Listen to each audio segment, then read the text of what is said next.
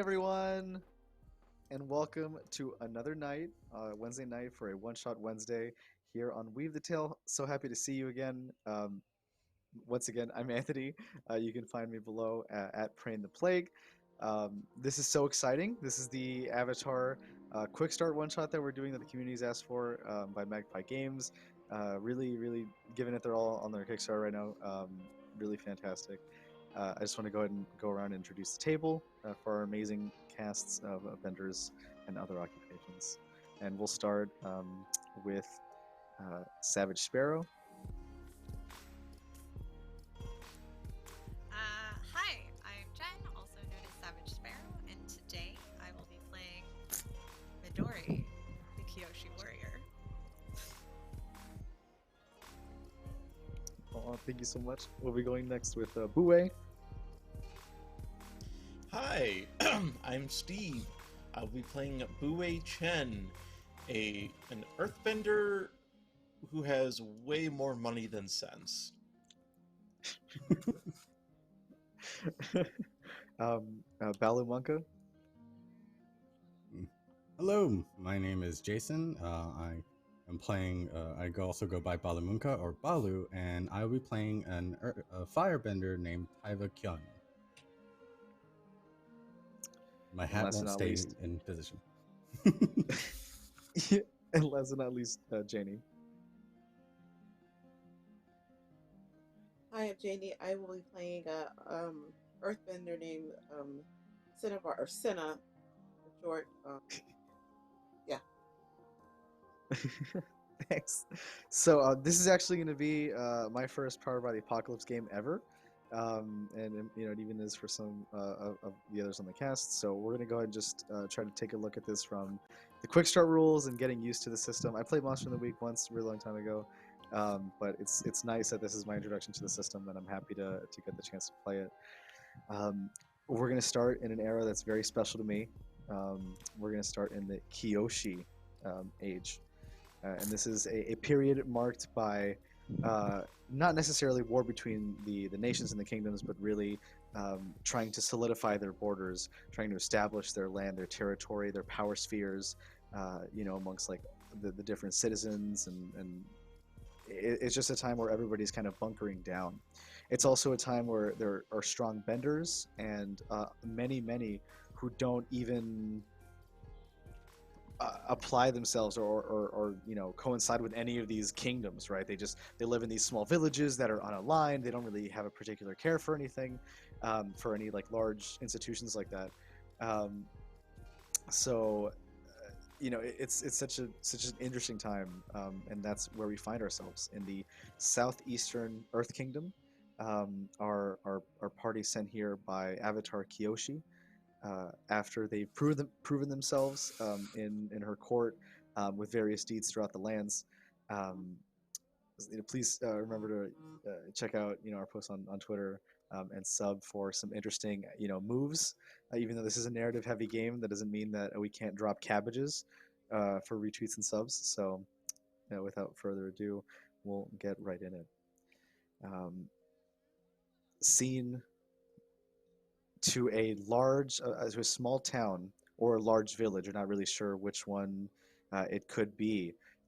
It seems homey, rural, out in the middle of nowhere, in a place named Waisho Village. Waisho is a crux area and a cultural center where two rivers meet with fertile land growing and plains all around, eventually giving way to forests all around and a mountain range to the south.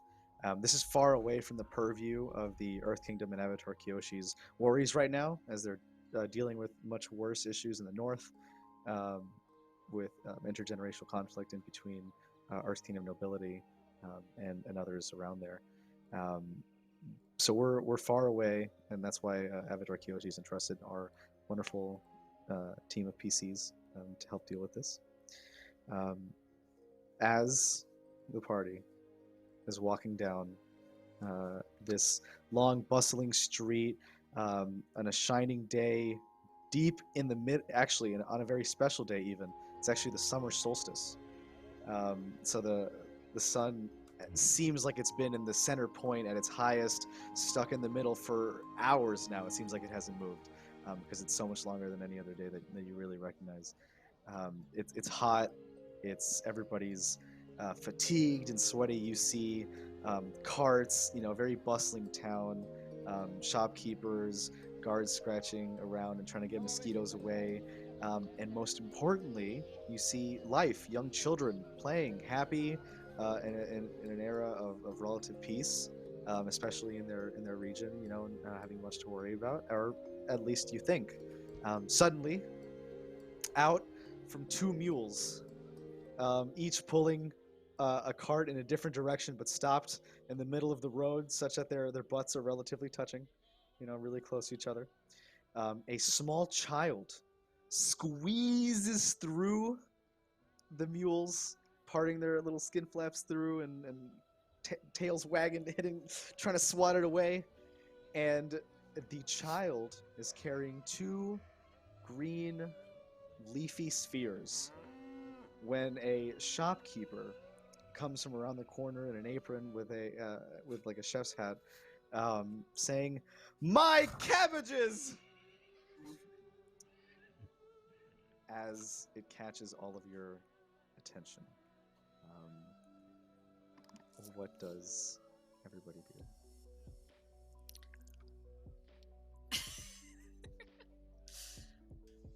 Does it look like the shopkeeper is like, how old is this kid? Like, are we talking like 6 to 8 or like 14 to 16? I'd say 8 to 10. Definitely Okay. has most of his teeth, but still maybe one or two missing. And does he look like poor or like, basically like for my character, can I get a read of whether or not this is like, I'm doing this for the lulz, or this kid is starving and needs to eat something? Yeah. Okay. Super good question. So you're trying to kind of just like perceive if the child is one or the other. Okay. Yeah. I also have a suspicious mind. So A suspicious mind, you say? Okay. of I the do. kid. And well, more towards the shopkeeper, I would think, because my understanding of the Kyoshi warriors is that they were all women in a raucous part of town, which is why Kyoshi taught them to defend themselves. So Sorely needed. Sorely needed in an age like this. Okay, so we'll start with our first roll of the game. Okay. And so let's start with our, I guess this would be a focus roll. Okay. And because you're trying to really hone in on these, on this child and really perceive something about him. Yes. So that is 2d6s. Mm-hmm. Yeah. So just the 2d6 like normal. Okay. Unless suspicious And mind then, makes that a little better. Okay. So do I add them up? So it's just yeah, you do. So what is Okay. what's the total? It is 6. And 6. Okay. The threshold I needed was 7, so I don't think Yes. I am that suspicious. so this Apparently. is actually no, that's fine. So like I said, we're new to the Powered by the Apocalypse, so we're gonna go a little slow and kind of go over the mechanics to the best of my ability. So essentially, 1 through 6 cumulative is like a failure. 7 to 9 is like a success with a cost, and 10 plus is usually like a clear success. And so anything that kind of helps push that in a certain direction or not will help get that a little bit farther. So here's the interesting part about that. As you try to focus, you kind of like really put yourself out there, full on hand, and your arm gets caught in a cart, in a farmer's kind of carrot stick or lantern stick, and it kind of drags you along. So now you're being carried by this cart, As No. further carts, as kind of the chaos starts to pick up alongside with you, in this like wave, as people start to push towards you to see what's going on with the child, as the animals in the carts get pushed that way, as the shopkeeper is riling them up, and of course as you get dragged along with it. I would kind of like yeah, reach. so, Yeah, I would like reach out, but like, yeah. So are we doing like a train pull where someone, you Tyva, you're gonna grab onto Midori, and then maybe somebody might grab onto you. So. where are you Okay, going? Okay, yeah. So I will just say that that's essentially what happens is that the four of you kind of the three of you grab along Midori's clothes, and you kind of drag along the cart as the four of you now are on the cart alongside the farmer, who's kind of just holding his reins, just trying to keep hold of his animals here, and who's gonna be sitting next to him? You guys have like control of this cart right now. Hello, citizen. Well, so Like, so This is the Buwei. a fine merchant. cart you have here. Thank you for the ride.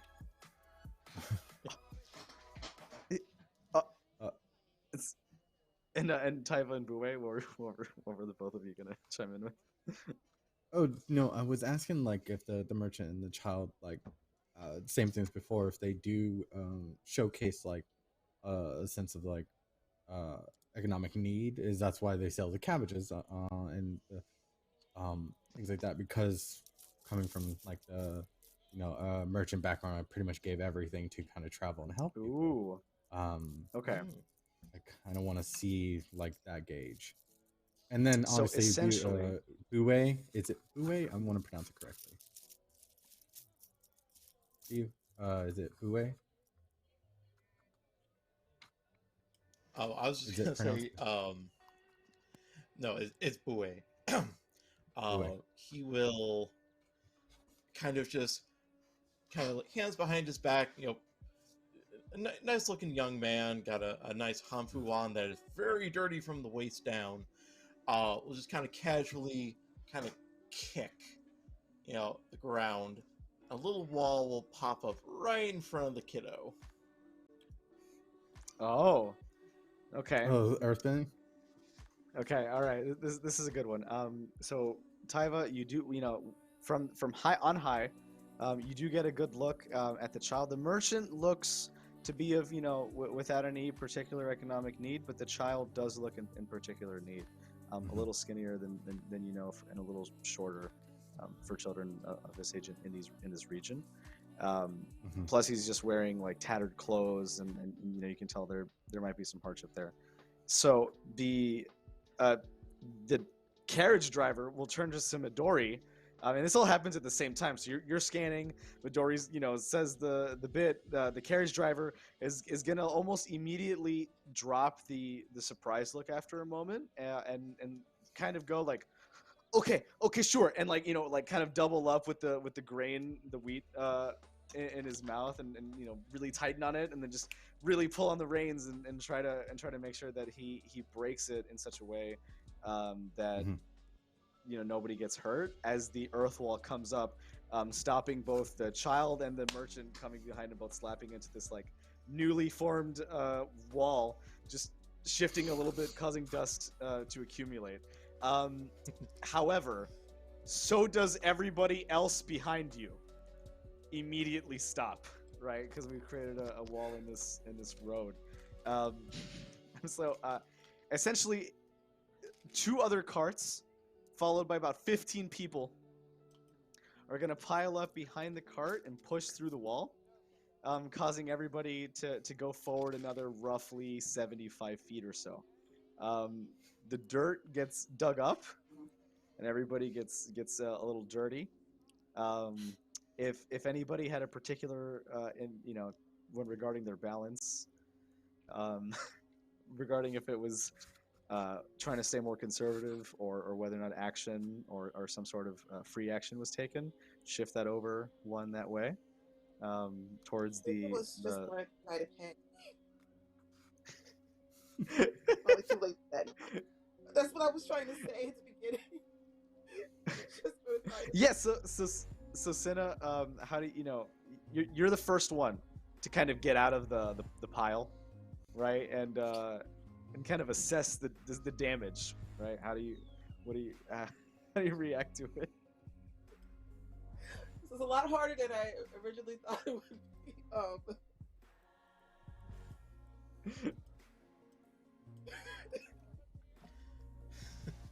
I guess I will. Buwei's like kind of dusting himself off. Oh, sorry about that.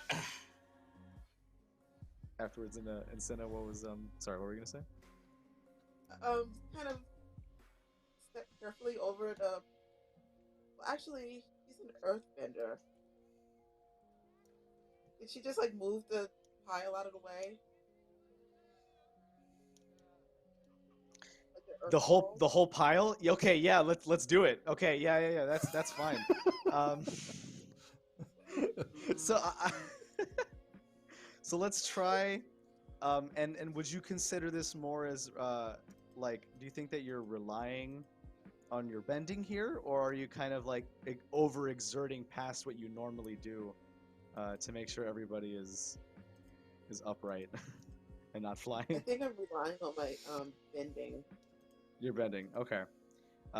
So I'm gonna go ahead and pull up this beautifully designed quick start here, and just move over to the basic moves page. Yep. Okay. So and so roll. It says roll with focus for relying on your skills and training, which should be bending here. That's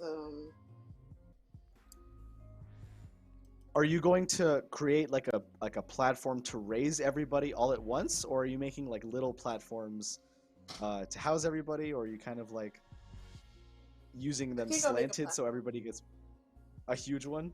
Oh, maybe I'll just kind of like lift everybody up the platform, just kind of get them out of my way. Okay.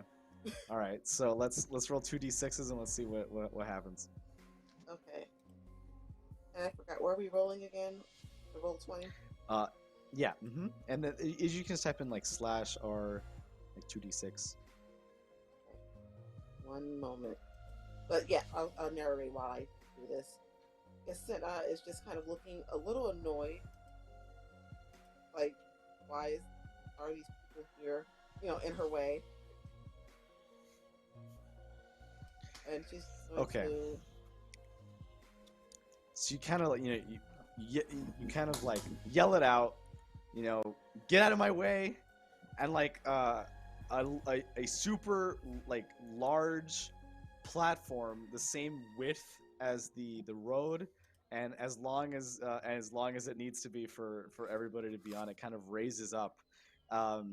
Everybody, including the animals, kind of shake off their reins and kind of slide off the platform onto the pagodas and kind of pachinko down the way, avoiding obstacles. Midori, you're on top of the carriage when this happens, so you're gonna see the cab driver fall off, right? And he's gonna Can I try to grab him before he falls? Yes. Of course. So this would be I guess essentially this would be a push your luck with a risky situation. Okay. Because you're kind of like grabbing out and you might fall yourself, so roll a passion for me. Passion. Okay. And Cynna, did we know what role that was? The question I have is because I didn't do it last time, do you add then your stat point to the total, or is it just what you roll total? Okay, because then in that case I should have passed the last one because I would have had an 8, but it doesn't matter because this is more fun. I just want to make sure. Okay, so I have a 7. Okay, so it's just enough to pass, thankfully. Oh well, yeah, yeah, exactly. So it definitely happens. You kind of hit the roof kind of like with your armor to kind of like sustain Yeah. the blow, but it still takes you out a little bit and stirs you up. Track one fatigue. Mark one fatigue off your fatigue track. And for everybody that doesn't know, everybody has 5 fatigue, and everybody, there are multiple ways to get that back. Your team can support you as well as other NPCs, or you can sleep and that kind of stuff.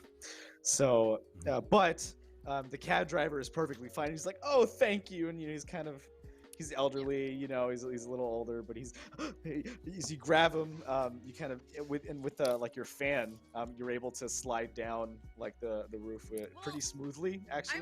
I was thinking it was more just like again that Aikido sort of gesture of like using his momentum from the fall to sort of twist him so that way Midori was taking the brunt of the blow.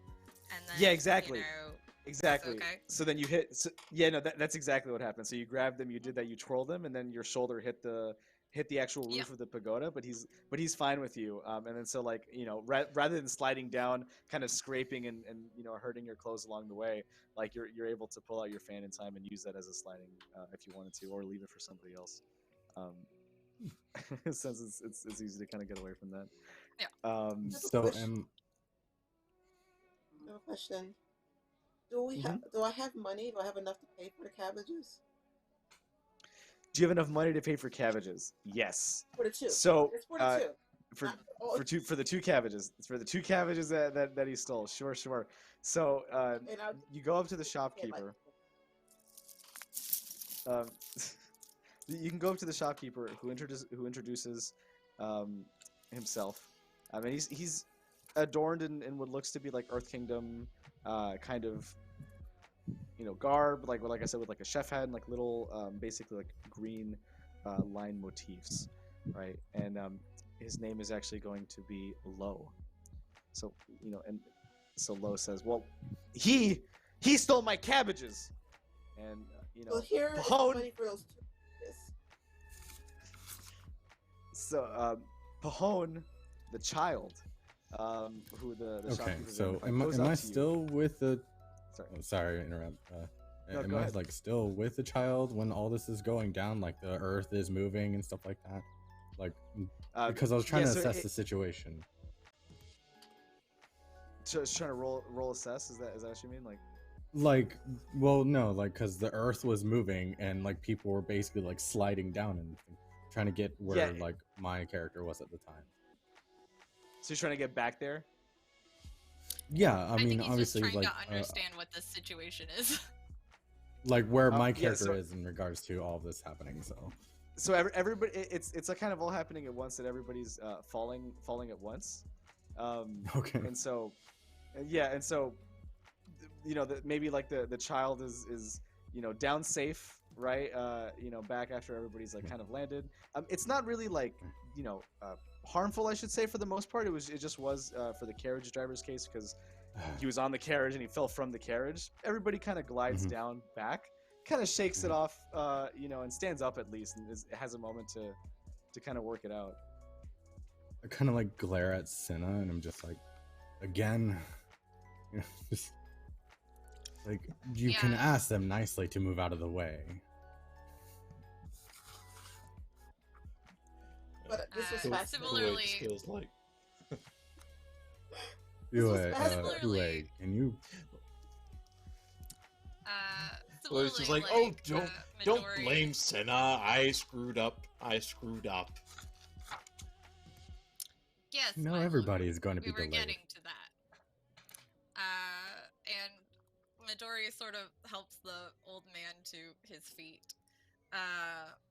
For those of us who are non-benders, these actions are a bit jarring. And maybe, perhaps, if we are to engender ourselves to these people, we rely on doing things the old-fashioned way and not creating explosive drama. Perhaps. Very right, you are, Midori. Very good point indeed. Do we have enough like like rations or traveling like equipment to kind of get us on our travels, or would this be like a perfect opportunity to kind of like pick up supplies? Pick up I more mean, cabbages.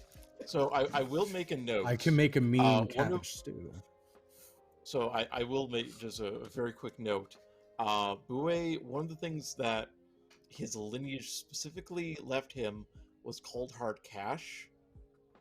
So, like, he's bankrolling y'all. I guarantee it.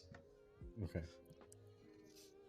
So I just Right. wanted to make sure that sorry, so it just goes to like this it's a very abrupt situation, right? That started off this Avatar adventure, as you do in Avatar, but kind of takes a moment where everybody's allowed to.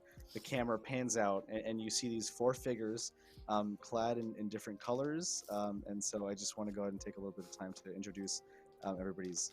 Maybe you said your names, but what kind of character you are, what kind of bender you are, just a little bit about yourselves, and then we'll just see what's going on with this child.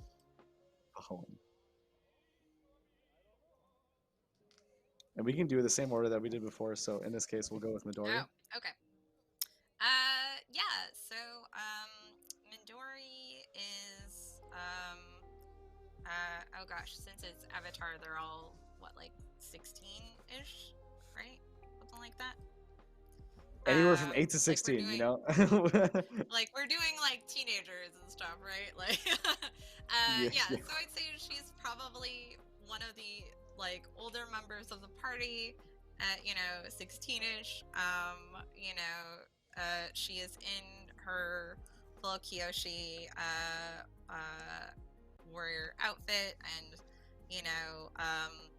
there is. Her demeanor tends to be very dry, brisk, practical, and except when it comes to the Avatar, in which case she kind of is just like, oh, senpai is just so cool. Did you see the way that she like snapped her fan in my general direction? Like that was the greatest and best.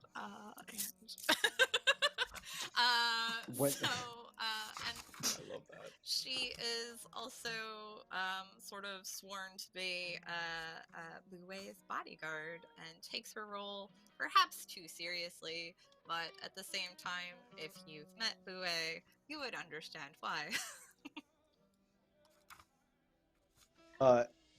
So right before you touch down and get this Avengers camera look, on the four of you, in perfect preference with that line of thinking, as you're falling, about 15 people see the light rays of the summer solstice through the like dirty fog of the mud kind of picking up, and you're just like coming down with like full garb on, like this figure, this force, and you get there's 10 of them.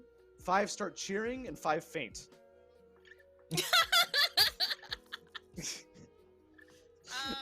On the side, right? Like, are you okay? This is awkward. It's a little stronger than you think, and the dirt busts up even more behind the people behind there. And we'll go we'll go back with the others. And so same order, Buwei. All right, so Buwei,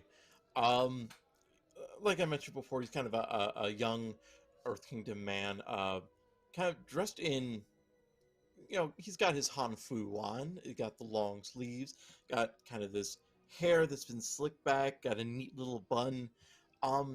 His clothes look quite a bit more worn than one might expect from just the average, son of an Earth Kingdom sage.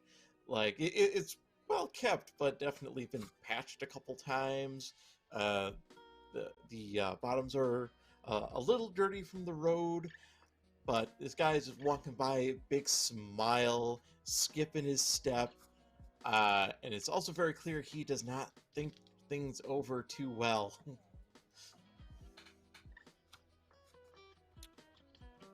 Next will be Tyva. So Tyva seems to have some elements of like formal nobility, Like the clothes is just Ooh. kind of like worn down, like merchant nobility.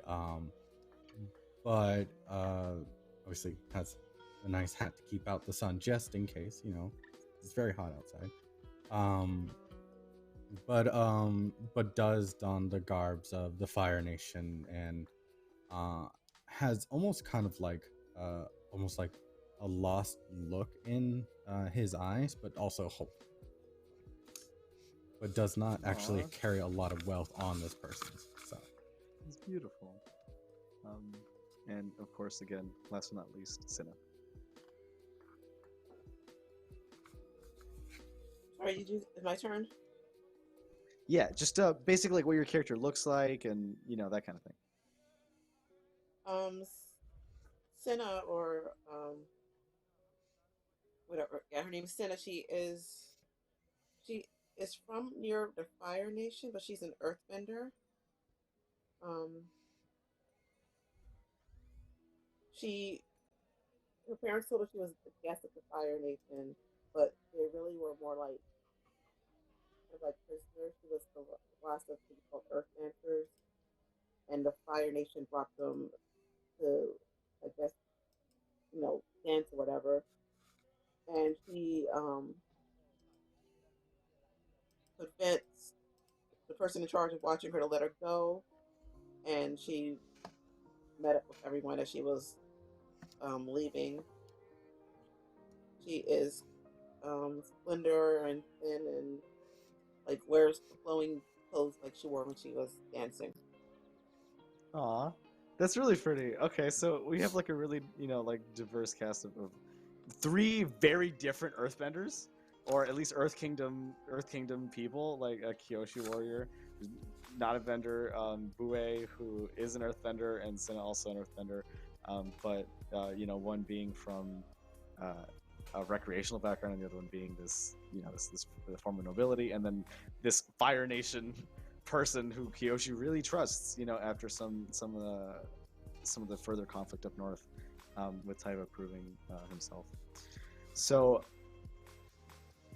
the cut back to the scene, Pahone grabbing on Cinna's like flowing clothes, Tyva near the child, knowing that Pahone is scared probably, and definitely very hungry.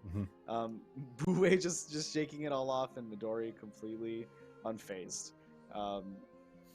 After so the same the same man, Lou, he's going to kind of take the cash, for the 2 cabbages.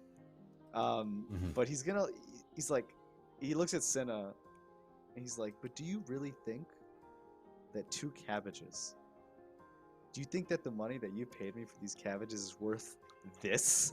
And he kind of like turns, and he, and it's like 10, 15 people walking away. These people are getting bandaged. The dust is finally starting to settle. There's tile falling from the roof that was, and a giant platform in the middle that people were like spitting their like dirt out of, like.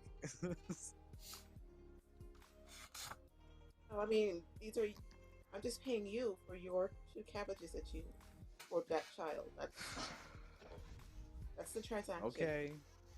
Okay, well, Pahone's yours. You figure out what to do with him. Here, I'll give you an extra one. And then he throws another one. He's like, I'm done with cabbages. I'm just gonna, you know what? I can't even keep a regular stand anymore. You know what? Because there's always something going on with the stand. This needs to be on the go. This needs to be, so I need to take this. I need to take this somewhere. And he just seems like he has a little light bulb idea. Kind of makes his way on out. And you're left with a small, slightly emaciated child looking up at you with giant eyes. Come on, we gotta take care of him. Like, look at him. So puppy fawn eyes? Anywhere else. As like Midori's like looking at the people, like looking at us about all of the chaos and destruction behind us. So how about we have this conversation going that way? I think wanna that's ask, a like, very good idea.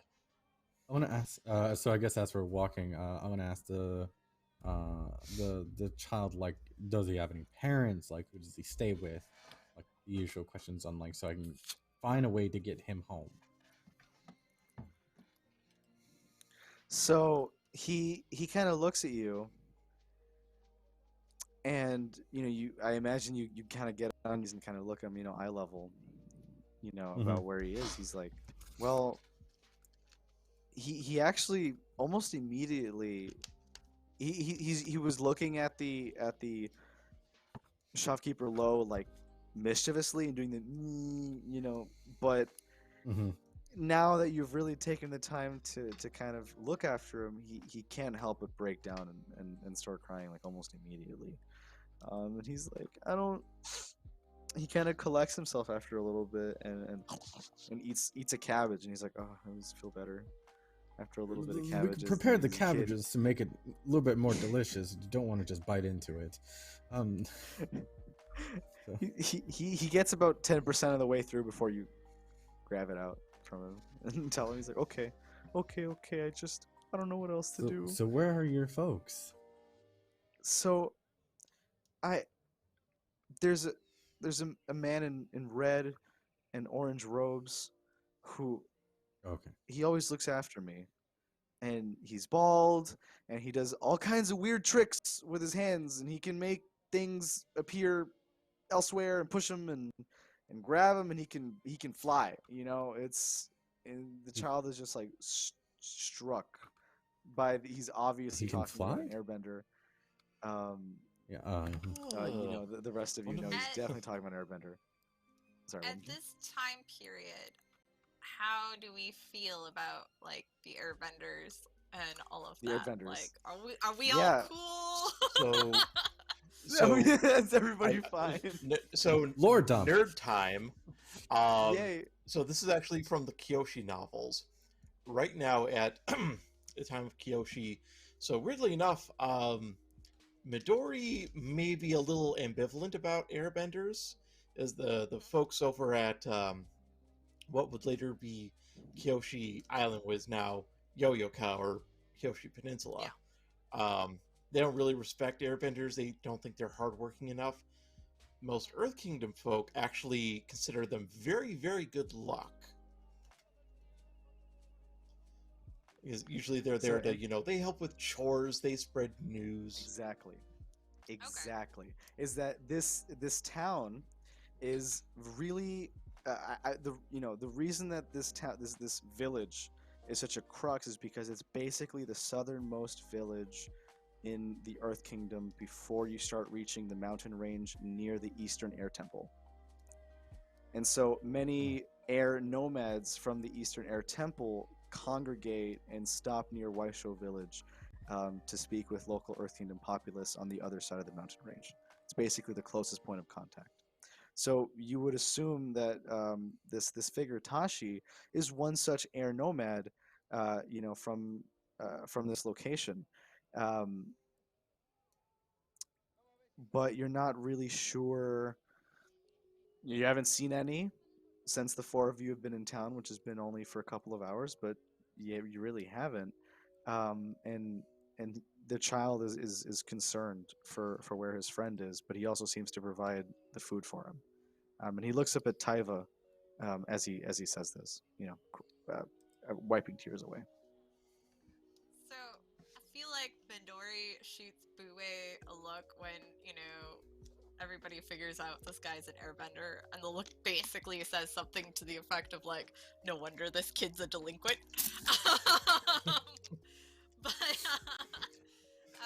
But she will say, can you take us to him, or at least where you guys were last staying? Because maybe we can help you find him and get that sorted, and maybe he can help us figure out what's all happening here.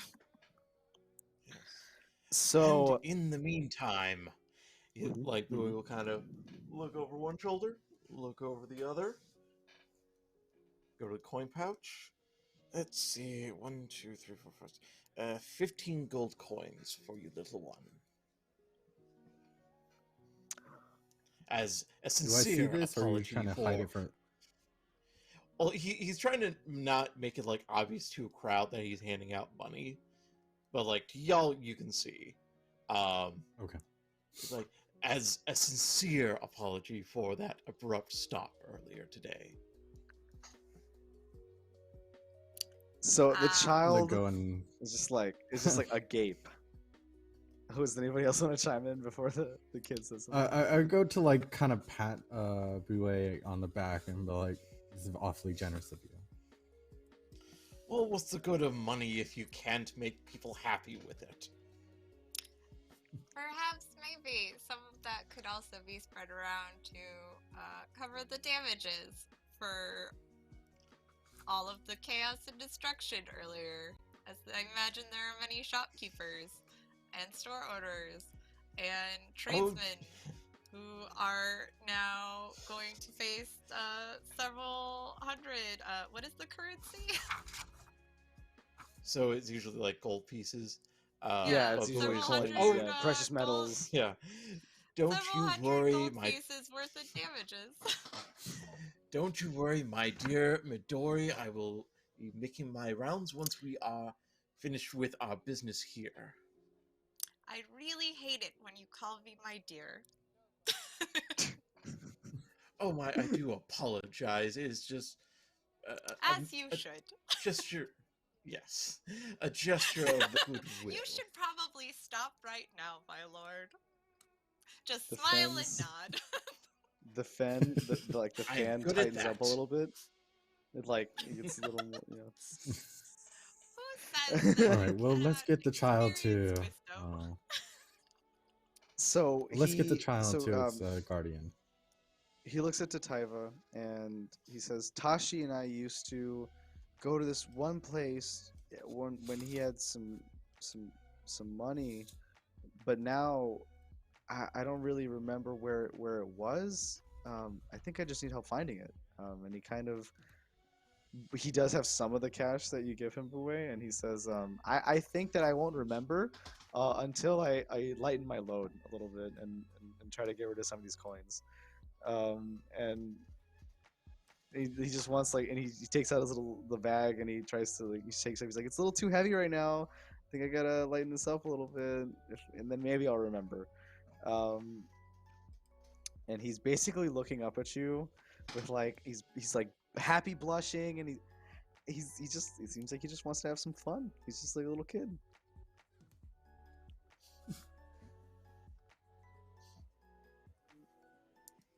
Well,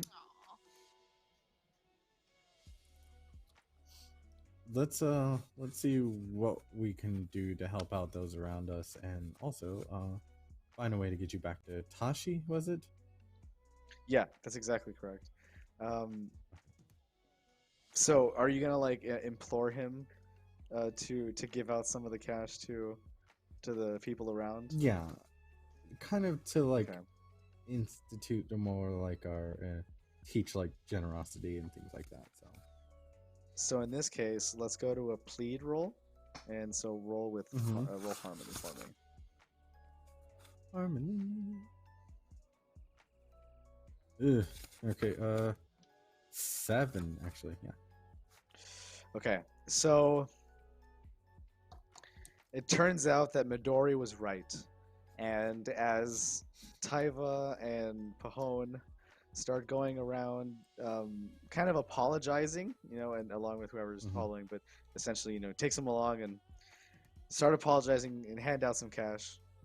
The other store owners start to kind of go to it like mine, and so they start flocking, and suddenly you're surrounded by 20. Sorry, what? I'd like to add in that like before all this happens, I like put my hat on the kid. Like you can wear this while you're doing it. Ooh, so okay, so he grabs it. puts it on. Yeah, A like, little put it- shorter, but just- yeah, exactly. And he's pretty unrecognizable, and he can kind of get away. So Pahone kind of scoots out and kind of, just like he did with the mules, and slides out next to Buwei, Midori, and Cynna. But Tyva, you're kind of stuck.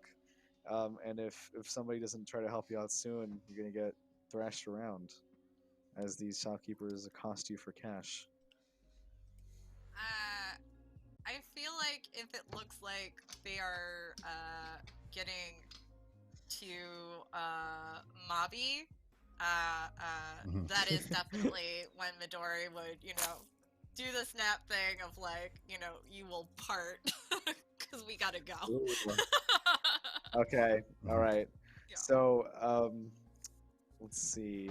Not like aggressive or anything, just like That's fine. like Yeah. the Roll- sound. Yeah. So that would be an intimidation check, and so roll passion for me. Okay. And again, if anybody's any moves or techniques that assist or make these certain rolls better, let me know, and I'd be happy to apply that stuff.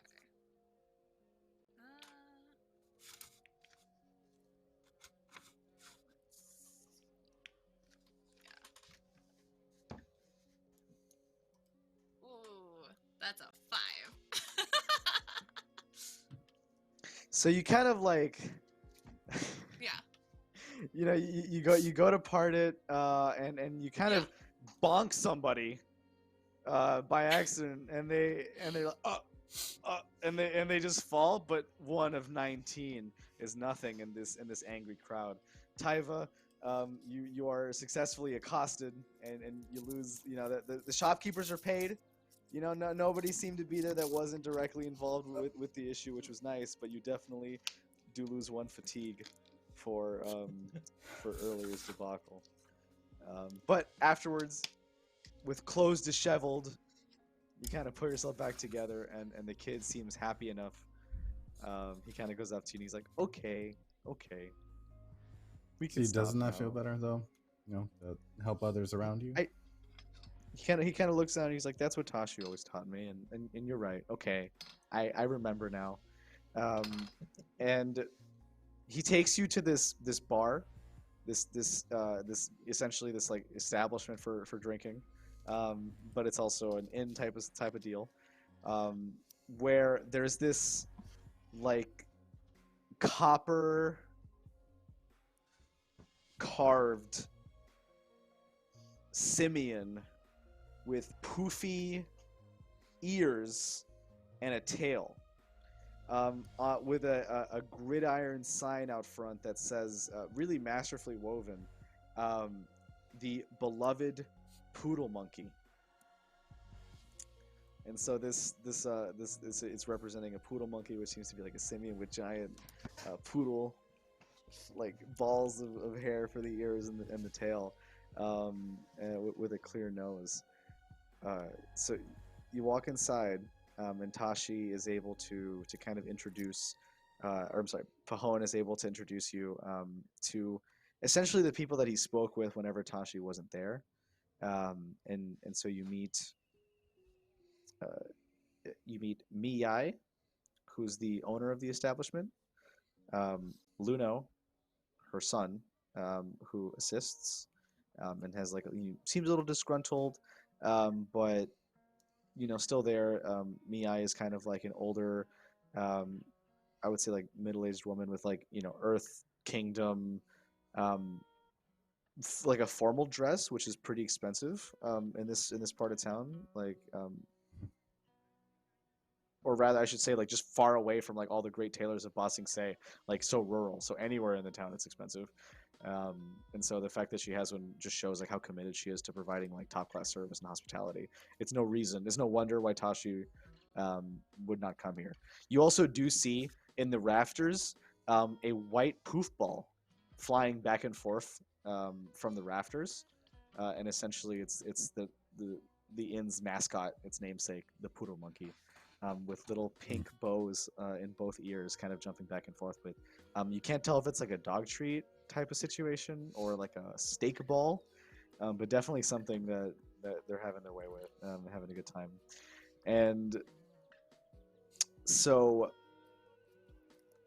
to the left, you see so far the only garments matching Tashi's description, and with a not, this isn't necessarily common, but it is actually like a bald like woman wearing similar airbending like garbs. You do identify them as airbending colors, but you're not necessarily sure if she's a bender or not. And she's kind of just sitting there, hand to head, like fingers in temple kind of situation. Very like. So just going to ask the kid if that's her.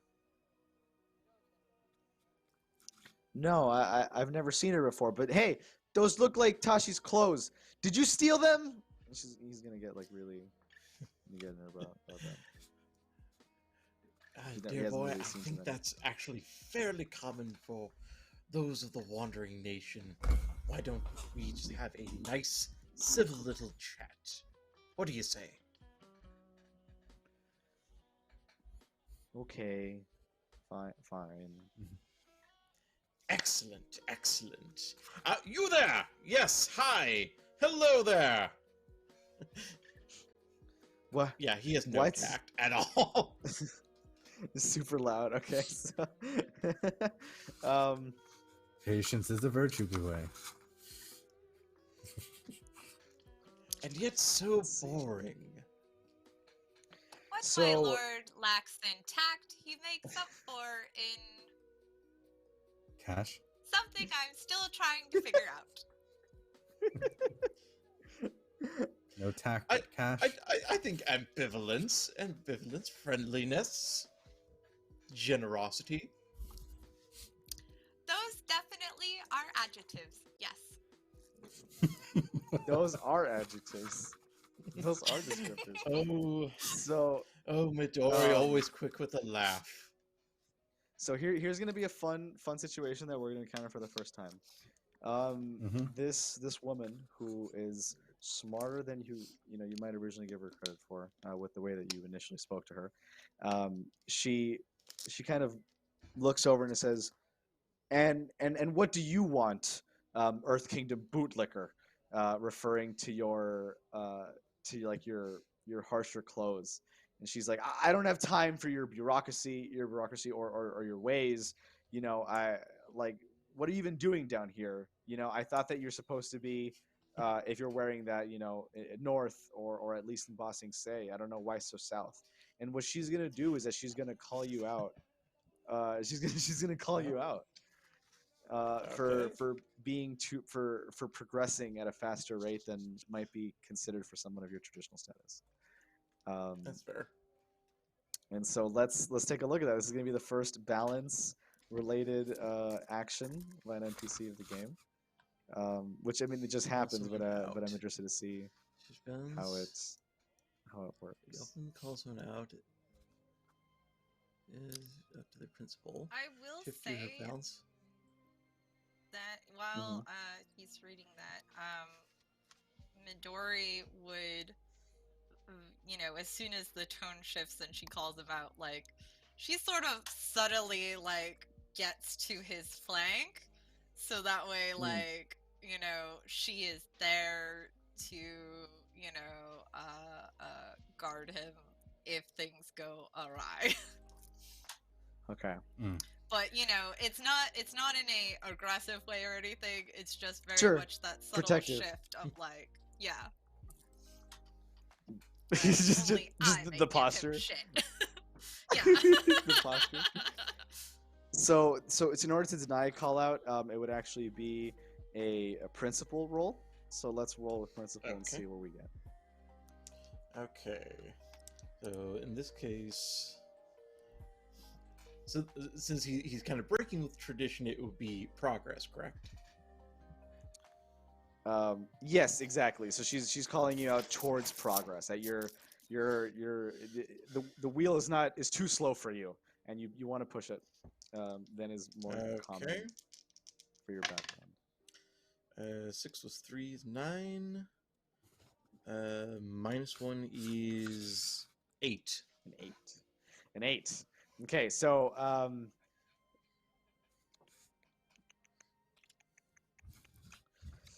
let's see.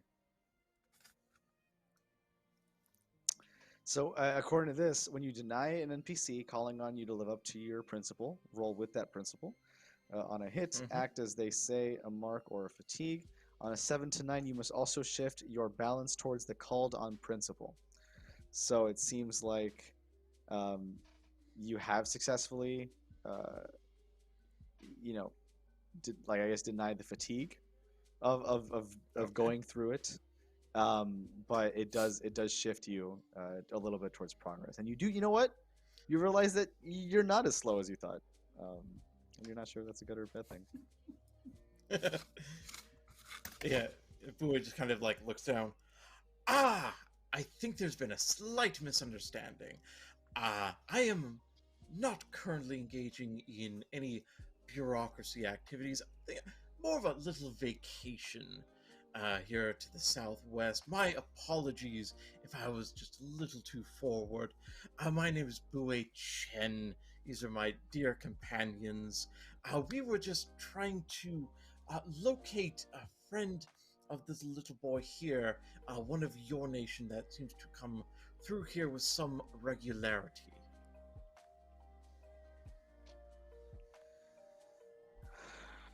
I'm sorry. Which one? We've all gone missing recently, and they won't even let me back home. And she kind of like looks down, and you can tell that she feels lost. Like she's definitely out of it. She actually doesn't know. Like like the person that you're referring to, without name? Do you mention the name? The Yes. name we're looking for is Tashin. Tashin.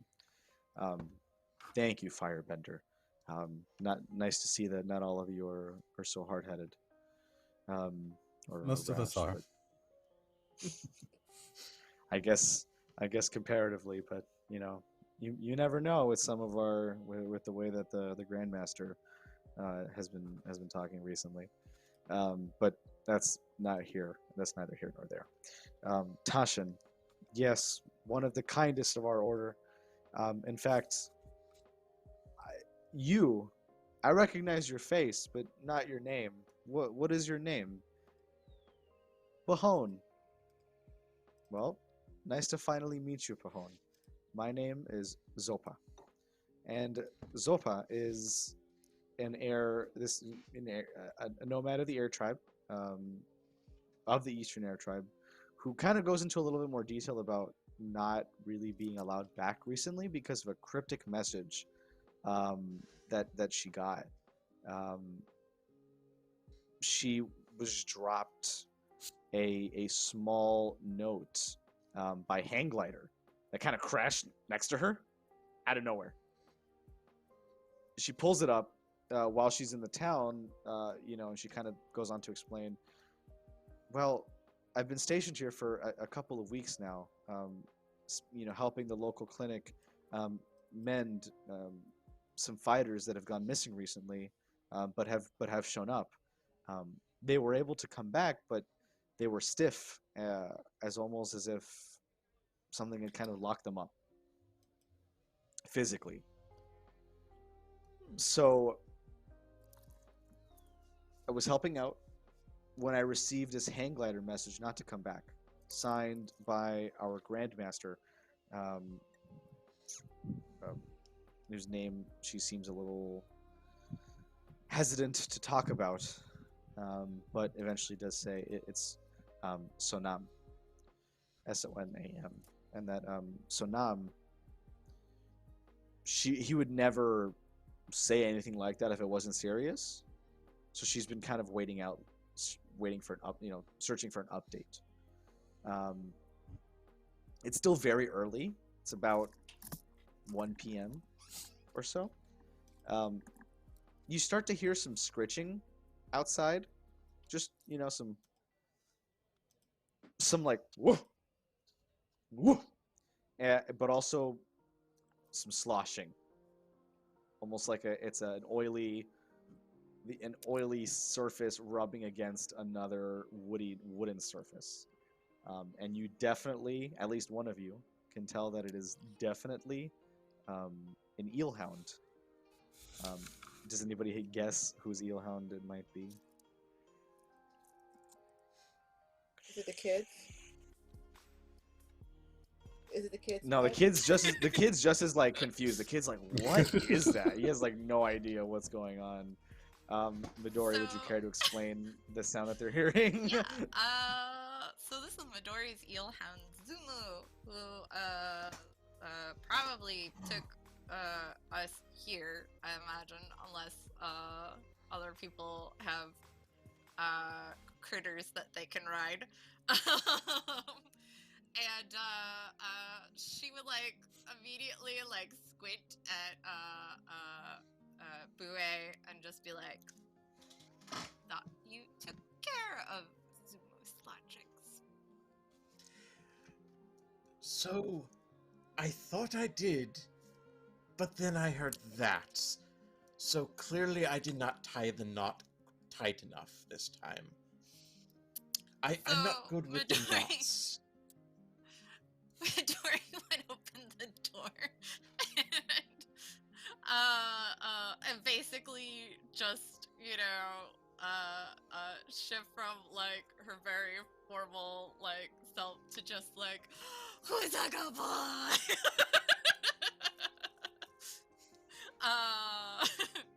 You came and found me, didn't you? You weren't supposed to stay over there. About half of its body is able to get into the inn. It's kind of sloshing and oiling up against there, so it's pretty easy. But the back half just has a hump that it's unable, basically the top of the spine that's unable to get in. So it's just like the slimy first head, trying to like lick you and be like, oh my god, he's just trying to be nice. He pops outside, understanding, like, kind of starts to slither out, knowing that he can't really get in. Just to check with does anybody else have any animal companions, by the way? No. No, Okay. Buwei takes the Earthwave Express when he travels. Earthwave Express. Oh yeah. Well, like, the best form of transportation. Basically, it's what Toph uses after she gets out of the exactly. So I love that. Too. Very easy for you to do.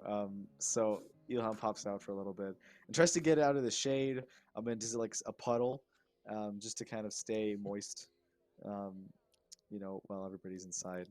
So I imagine that Midori has like some sort of like spray bottle in her like kimono thing that she could also just be like little flash spray. It just gets misted and he's like, "Okay, I'm good," and then pops out.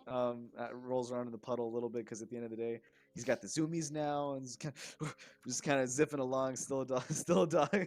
So, super fun. You're running around. You hear some more thrashing, but you're like, "He's okay." Some other guy yelling in the background. You're like, "It's okay, it's okay." So, when you get back to the situation, Zopa kind of collects herself, and says that Tashin is not the only one that's been missing, and she kind of puts her hand on Pahon's head,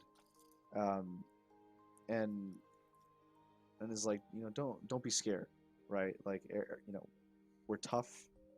Airbenders can survive almost anything. And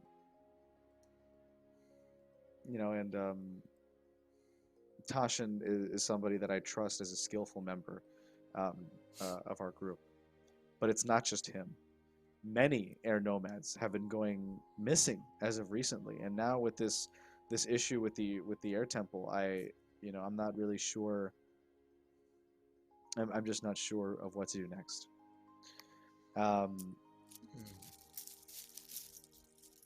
Where was he last seen?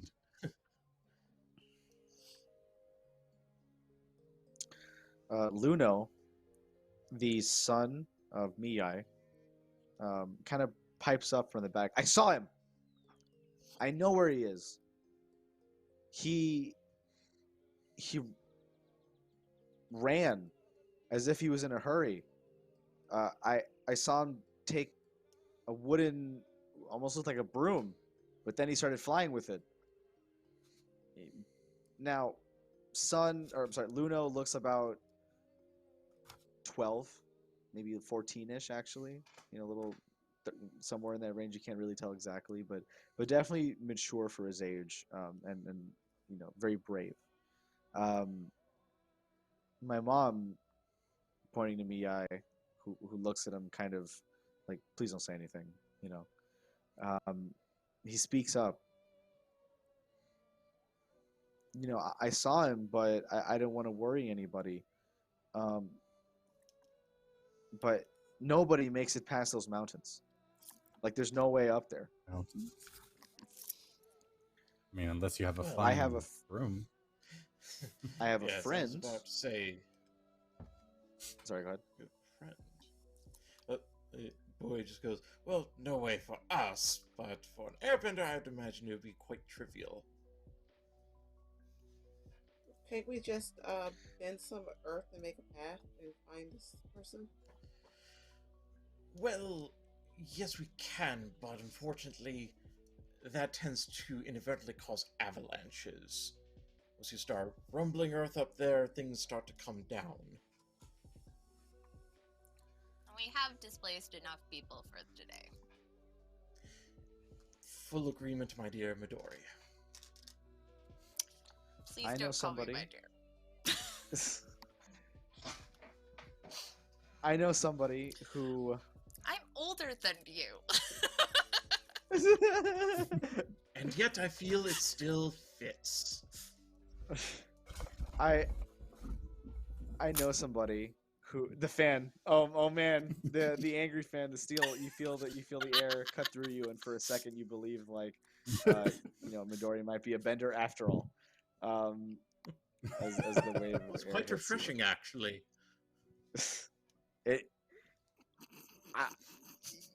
You know what? I'm just gonna. That's what the kind of game this is. It's so strong it knocks you on your butt, and you take a fatigue for the air. All right. When I almost the bender, like super. I'm Midori's biggest fan. Amazing.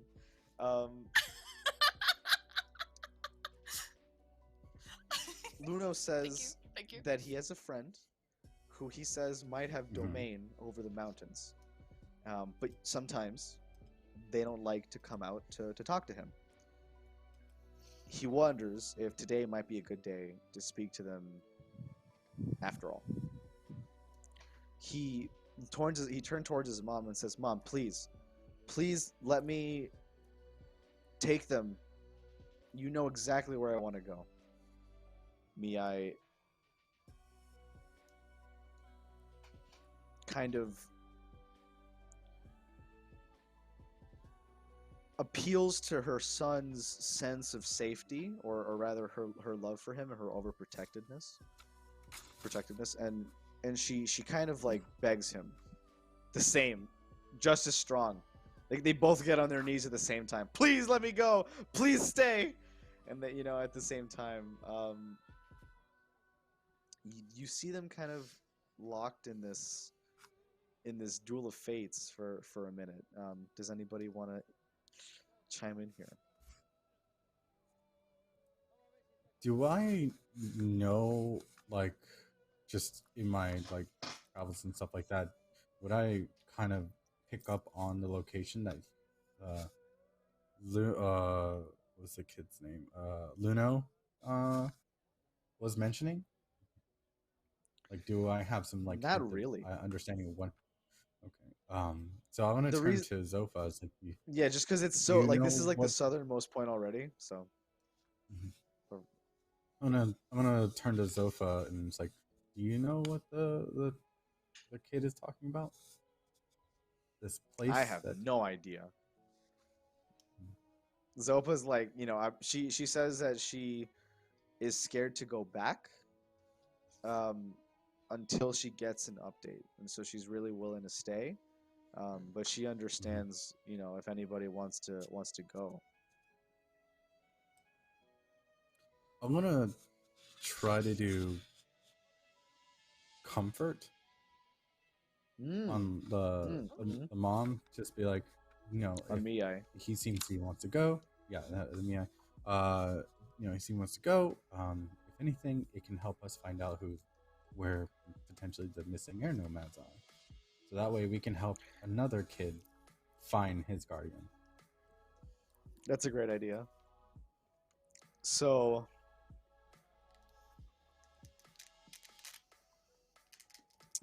when it's support, you roll harmony. Let's see what's going on. Mm-hmm.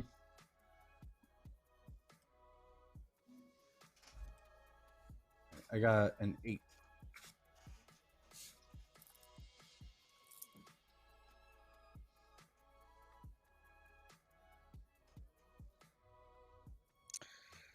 Yeah, so an 8.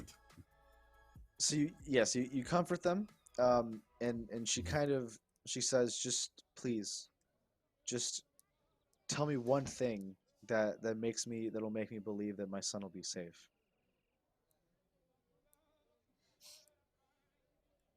Well, I always keep my promise. Can we back him up here? So yes. Mm-hmm. I'll I'm make not sure sure that how he returns home. What? So what I was gonna say was I'm not exactly sure like if you add a role when supporting in this game. Okay. Actually, would be interested to see how that. There's how that helping. works out. Because I know there's Yeah, It says exactly. there's helping. Mhm. Because So, I yeah, feel helping the- like as a from like the Guardian playbook and stuff too, just being like, Yeah. no, on my When honor, you take an like your appropriate kid will be action safe. to help a companion, mark 1 fatigue to give them a +1 on their roll after the roll. Cool. Yeah. Cool. So Okay. there we go. Yeah. That's perfect. Okay, Yeah. so you do that, and it's a 9, so it goes up a little bit. And she does take that answer very, very to heart. And Miyai pours. She kind of tears up a little bit, and she pours the 4 of you, like apple cider, like not a drink, and definitely We not are alcoholic, underage, but enough. and that's wrong. Yeah. But Apple juice. but enough to make you feel like you're sharing a camaraderie drink together. Yeah. Buwei's going to be pretentious and just go, you wouldn't happen to have any ginseng tea, would you? She actually like opens like a sliding door behind her, and there's just like this huge like pot of tea just brewed, and she just pours like this beautiful long like cup with a perfect stream like of I'll take delicious one tea as for you. well. Yeah, same. And so she Former serves noble, the cider I'll and take the one as tea. well. Yeah, and so she'd love to give you both, and even fill your flask, if you want to drop the water and take the tea instead. Hydration is important, especially on the summer solstice. Tea is mostly water. This is perfect. Yeah, so Miyai will be perfectly okay with letting Luno take you over to this area that he says that he has in mind. And so the time is about 2 o'clock now, 2 p.m. roughly. The sun is starting to go a little bit past, its apex in the sky. Does anybody have anything else to say to either Zopa or Miyai, or to complete in Waisho Village prior to the leaving? I do have one more question for Zofa. Is there any identifying marks that we can know of Tashin? Marks. So like eye color or just Yeah. featured or Pahon says that he has a slight scar under his left eye. Essentially because he's always kind of getting in situations that he shouldn't be and assisting, and eventually pretty much like that's why he even met Tasha in the first place. Mm. So just look for that scar. Are there any supplies or things we would need for the mountain pass? Like, do we need climbing gear stuff? For now, he's taking you in that direction, but he hasn't actually Okay. stated where his friend is. It's somewhere before the range, though, and then the temple is somewhere past the range. So you do have enough supplies on you. Like I would say that probably Zumu has saddlebags with enough rations for days, far more than what you would need for this for a small boy's 1 day walk time. Okay.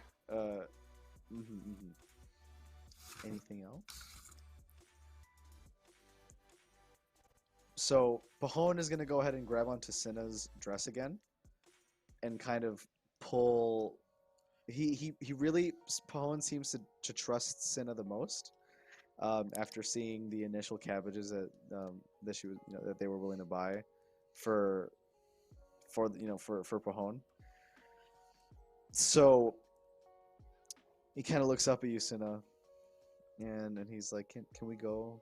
I don't think I can do it without you." Sure, why not? Come along. He's like, "Can I ride horsey?" And he wants to hop on.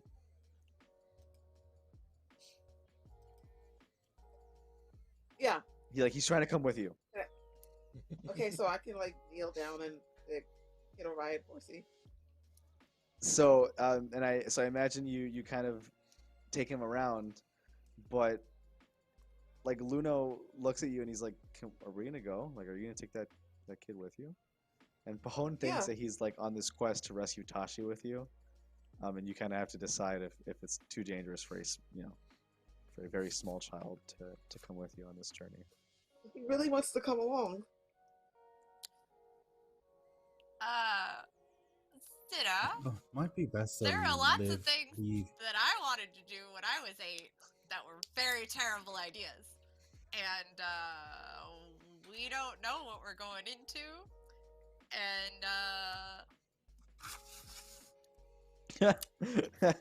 probably not a good idea. But did you have several wonderful defenders at 8? Yes. Exactly. I grew up among my sisters of battle. So yes. Point taken. But still. Sorry. Yeah. Okay. So we've got. So you're gonna put Pahon down, Cynna? I guess I think so. it might be best I'm a little sad about it. Back to That's nice. I think it might be. We've got 2 phenomenal earthbenders. We have a Kyoshi warrior, a fantastic firebender. I think Pahon is going fine. Exactly. And so Pahon's gets down. He's like, "Okay, it's not what I wanted," and kind of but it's fine. And he goes and sits alongside kind of the inn. I mean, he's served like some raw, unfiltered apple juice. Martinelli's not sponsored, but basically, and So Midori is going to sit him down, and just sort of like kneel in front of him, and just look like very intense, like I am treating you like an equal right now, and say, "Listen, you have the most important job out of any of us right now. We need you to protect the other airbender, because if somebody is taking them, or whatever, they need to be safe. And we've seen what you can do. We know that they will be safe here with you. So can we count on you to protect them? Yes. And he kind of he does like a little salute that he's seen like some Earthfen soldiers pass through do when passing by for a royal visit, and he kind of looks at Buwei and then Tyva because they're both and then Midori, and he's so he goes in order of what he thinks is the the nobility here, and he's I just don't want to piss anybody off. Thank you, everybody. And Midori would do the very graceful, formal military bow that she knows and everything. Just again, completely conveying I am trusting you. He feels a little not even insecure, but he's just embarrassed. He's just kind of taken aback by how much it affected him, and he's and he rushes to drink his apple juice as Luno leads you all out of the beloved poodle monkey. The poodle monkey throws Buwei like a steak ball on your way out, and he just really liked you. I felt like he really spoke from the heart. The poodle monkey's taking a liking to you. Everybody heads on out and leaves Waisho Village, heading towards the heavily wooded, forested area of that covers a majority of the Earth Kingdom's territory, really. As everybody starts to have a little bit of breathing room to discuss essentially, how they feel about what's going on. And with Luno starting to say, it wasn't just Tashi. Many of the air nomads who used to come to the poodle monkey, they're not making their way anymore. They're not making their way there anymore. They're not drinking. They're not inviting their friends. They're not. You know what? It's so lonely because that's really nobody in the Earth Kingdom even cares about us. It's only the airbenders and the air nomads that do. So sometimes I feel like I'd be happier if I was in the Eastern Air Temple. But talking to my friend here is the closest that we'll ever get. So.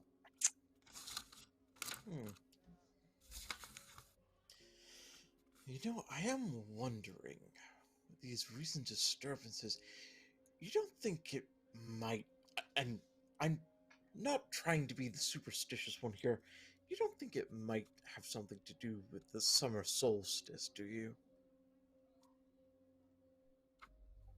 See, that's what we thought at first, but we haven't. Sorry, and then he looks at Tyva. We haven't seen any firebenders. We haven't. They're gonna blame us again for everything. We don't see any firebenders. We don't see, the stories tell of this time being a strong time for firebenders. So, of course, I thought that too. But no, it just doesn't make any sense for me. Interesting, because, of course, and again, some of us just paid attention when the Earth sages were speaking. Time is the time when spirits most easily move from one realm to the next. Oh, yeah, for sure. I think that's actually going to be really nice. In fact, that's something that I'm super excited about, he says. Oh, do you have a guardian spirit for your village?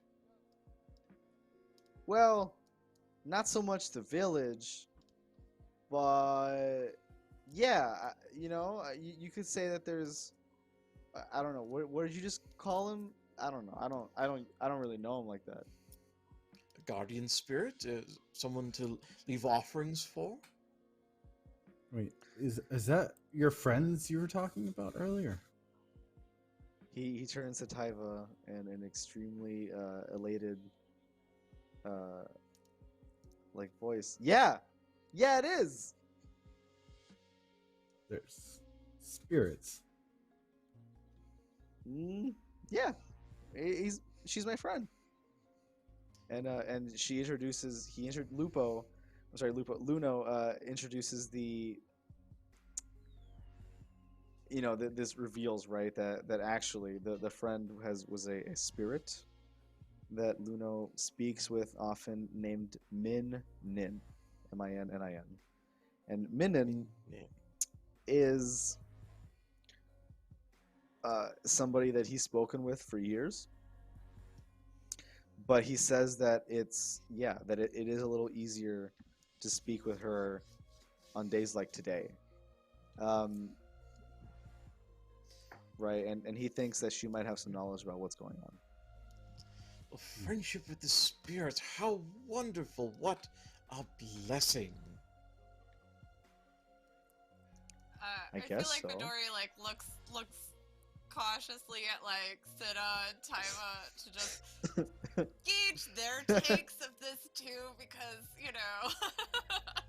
Yeah, she Luno knows that runs on there's ahead the a little Buwei bit. perspective and then everybody else. Yeah, so Luno runs on a little bit ahead and gives everybody a chance to figure out what's going on, about how they feel about this revelation.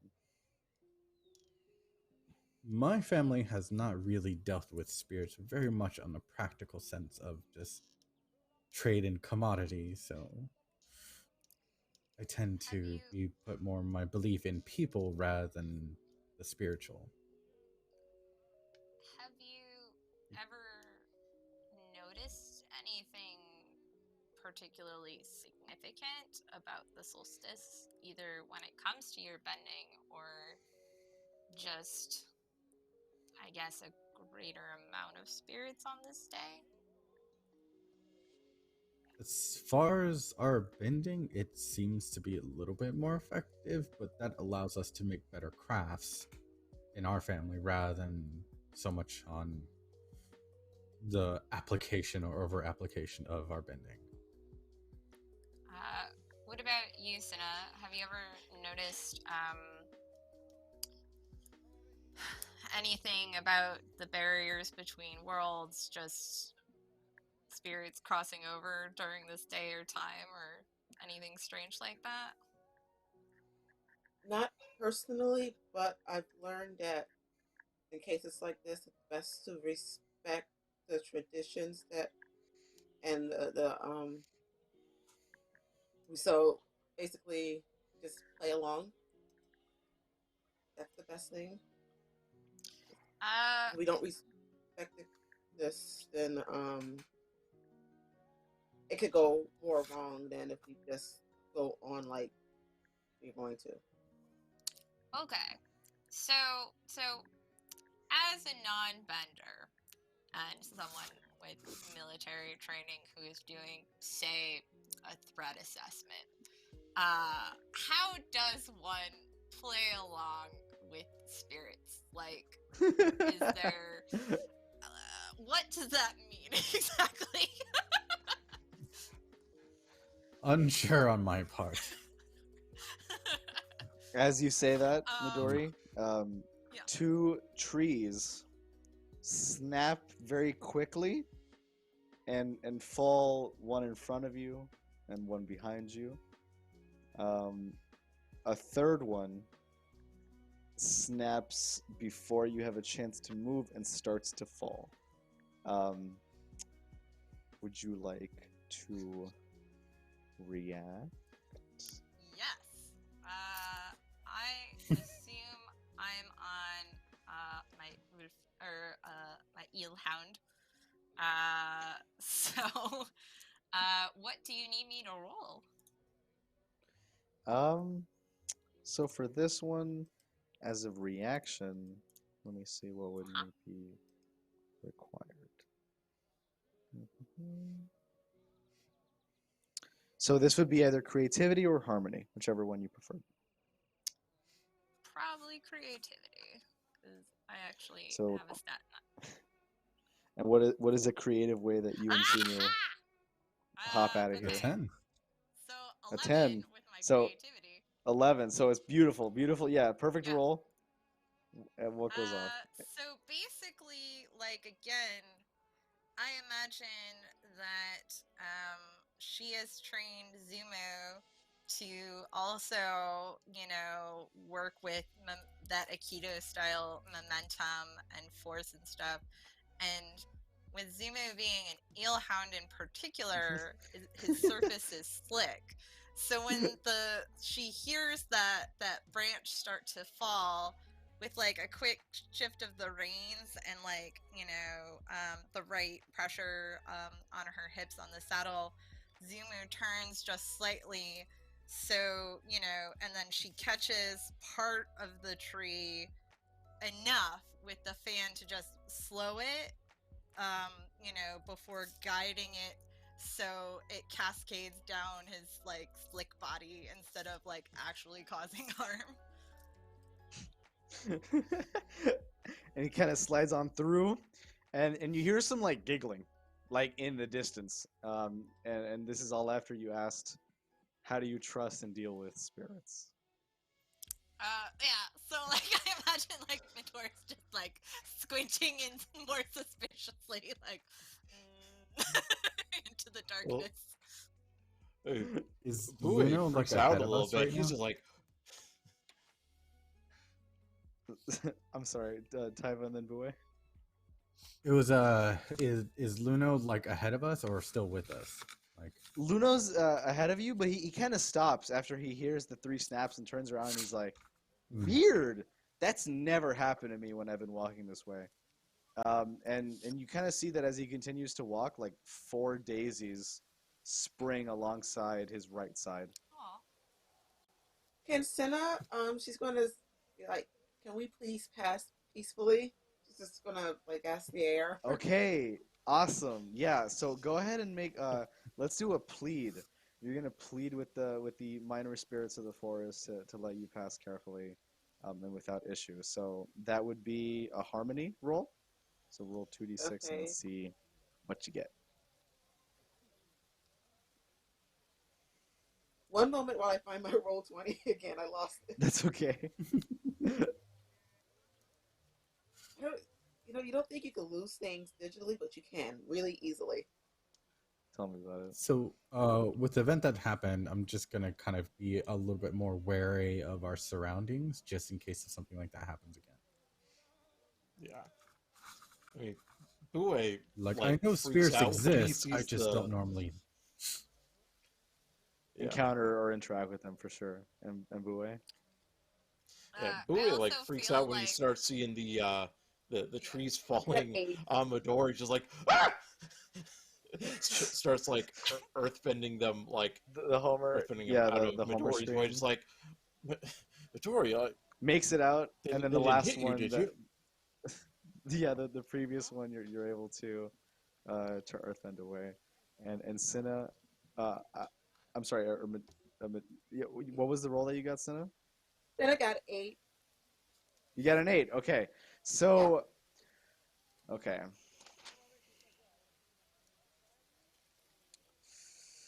So you definitely do pass. You do tell the spirits, that you do see like you feel like a calm wind, and not flowers, but at least grass sprouting near your pathway, and you feel like, for the most part, you do feel better about it. However, even though like 99% of the stuff that you see is positive, one slight branch picks up and kind of trips you, but then grass quickly grows to overturn the branch that tripped you. It's kind of like the spirits are infighting amongst themselves, and even though the majority of them are really happy with you, there was like that one spirit that just didn't want to deal with you, and so trips you.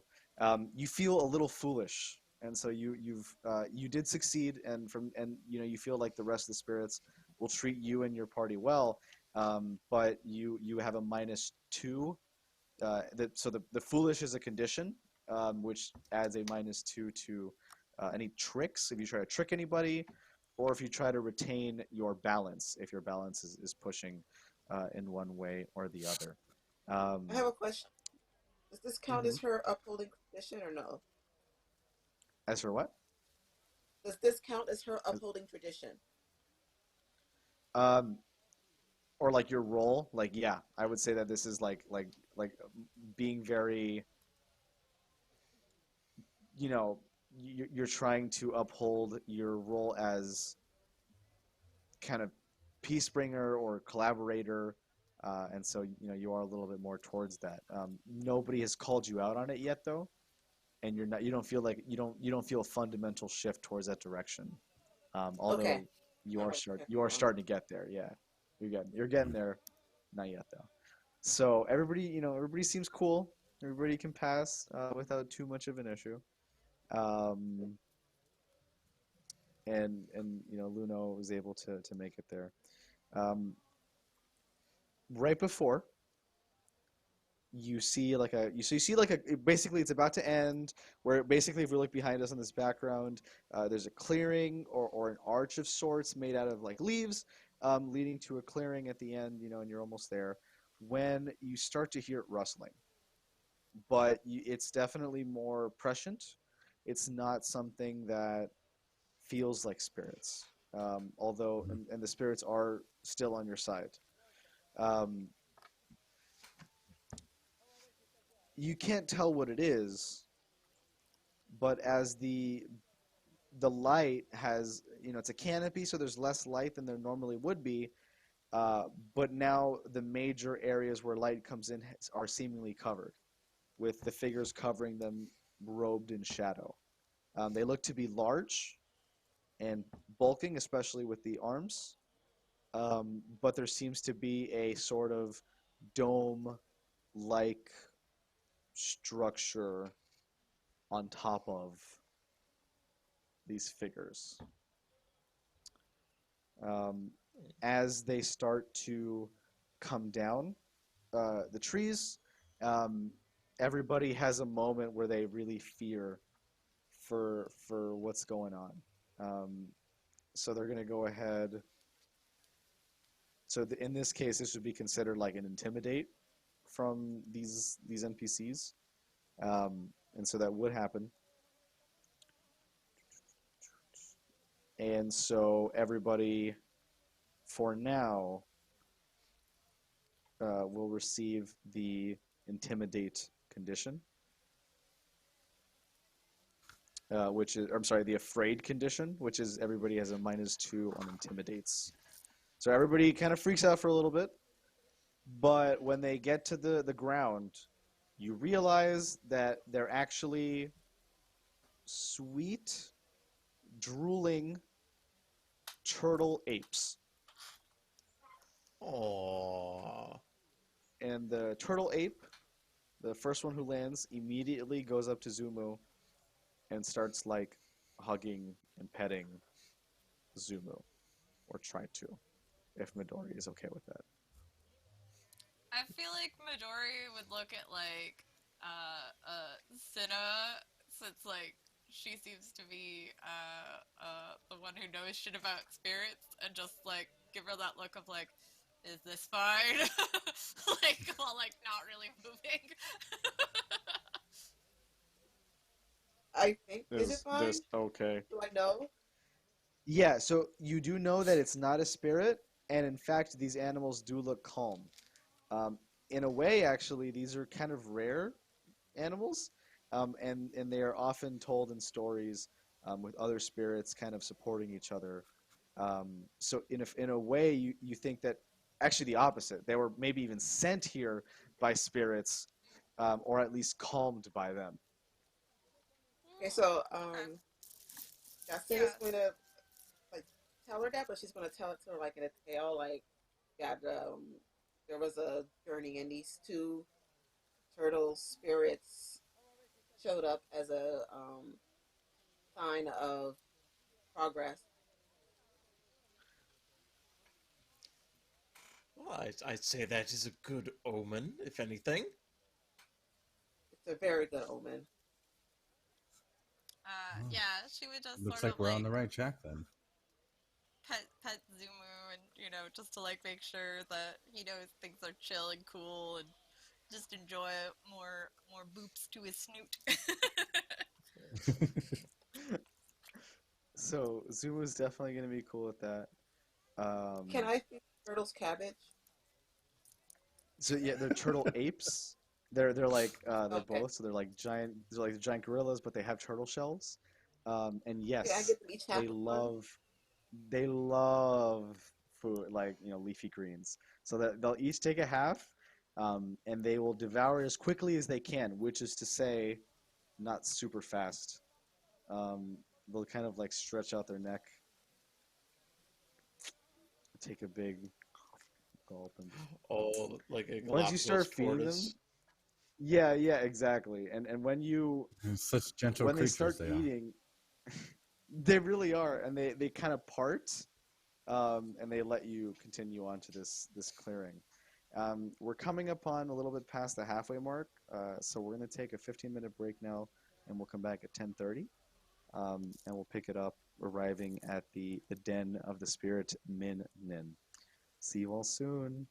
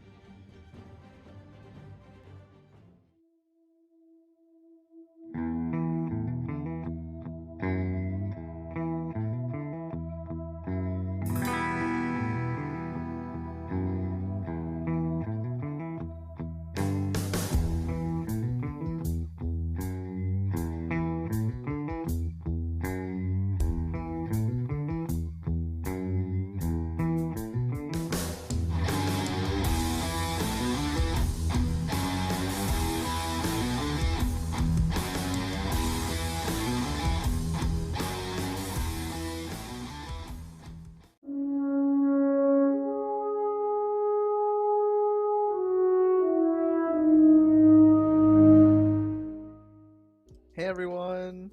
All right, and we're back. So, as the party comes upon the clearing of Min the spirit, you see what seems to be probably the smallest brook you've ever seen.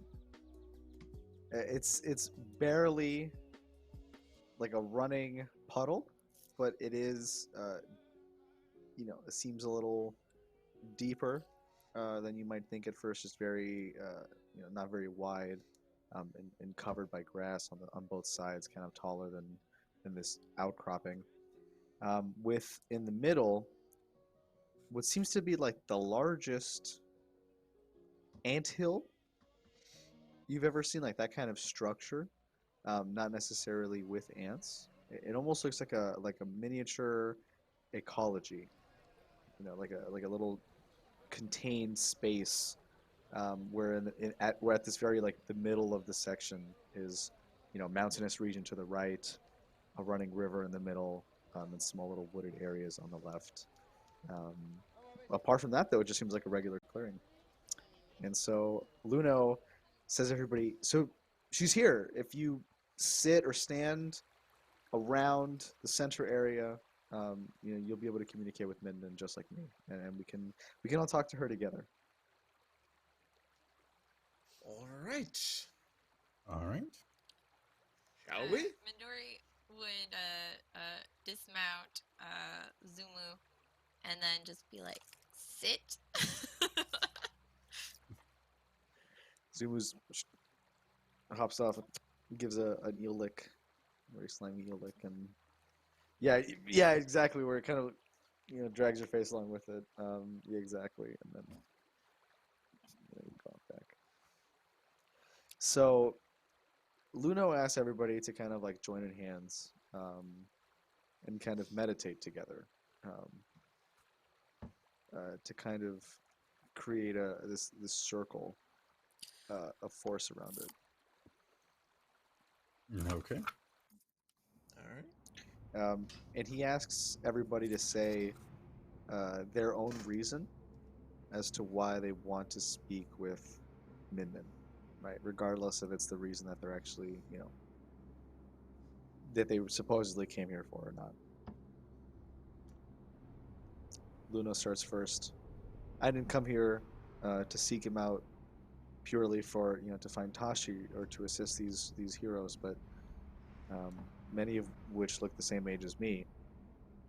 Really, I came here to speak with my friend Minden. It's been quite a long time, and my mother rarely lets me get out of there to come see you. I hope you don't think that I've abandoned you. In fact, I care for you very much. And he offers like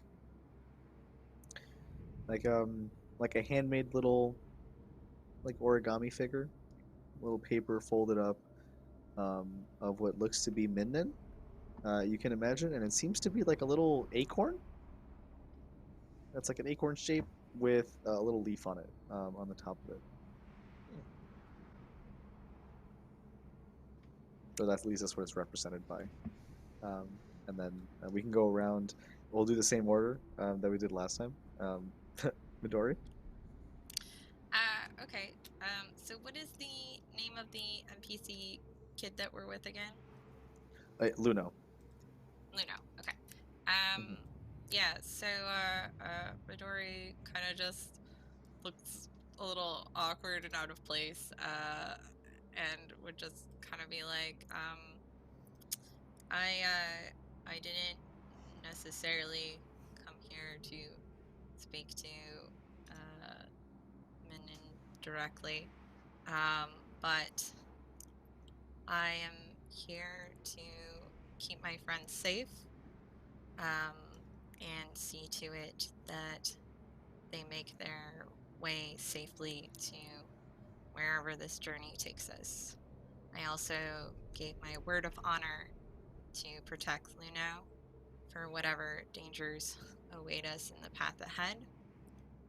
So whatever guidance you can offer, it would be greatly appreciated. and she would sort of take like one of the scales off of her armor and sort of like put that on the next to the Akarn as just Wow. this offering of like this represents like protection or whatever, like her own armor or whatever. You said it perfect. It was basically like a Karn. Yeah, so that's such a beautiful image. Buwei? Uh, but he'll just kind of go, well, wasn't what I was expecting to do today, but I'm hoping to perhaps gain a little bit more insight as to what strange events may be transpiring here, and hopefully speak with the spirit. I've never done such before. He will take a little this little sack. Uh, you see him like produce coin sacks or whatever. This one actually seems to be filled with dirt, but it's a different color than the stuff that's around here. The feeling it might be the soil, the earth from his home. He kind of sprinkles that. So, okay, you do feel the heavy weight of tradition, in a positive way, kind of grounding you, and allowing you to connect with a piece of that soil, um, to draw upon this part of yourself. Tyva. So I'm here to speak to the spirit so that way I can locate a mentor or guardian of a child back in the village, and also honor my bond to Luno to bring him home to his mother. And so I take like a small like scarf, almost like crimson like silk, and I take a little snip of it and I set it aside. And this is the bond that I've had with my lost brother.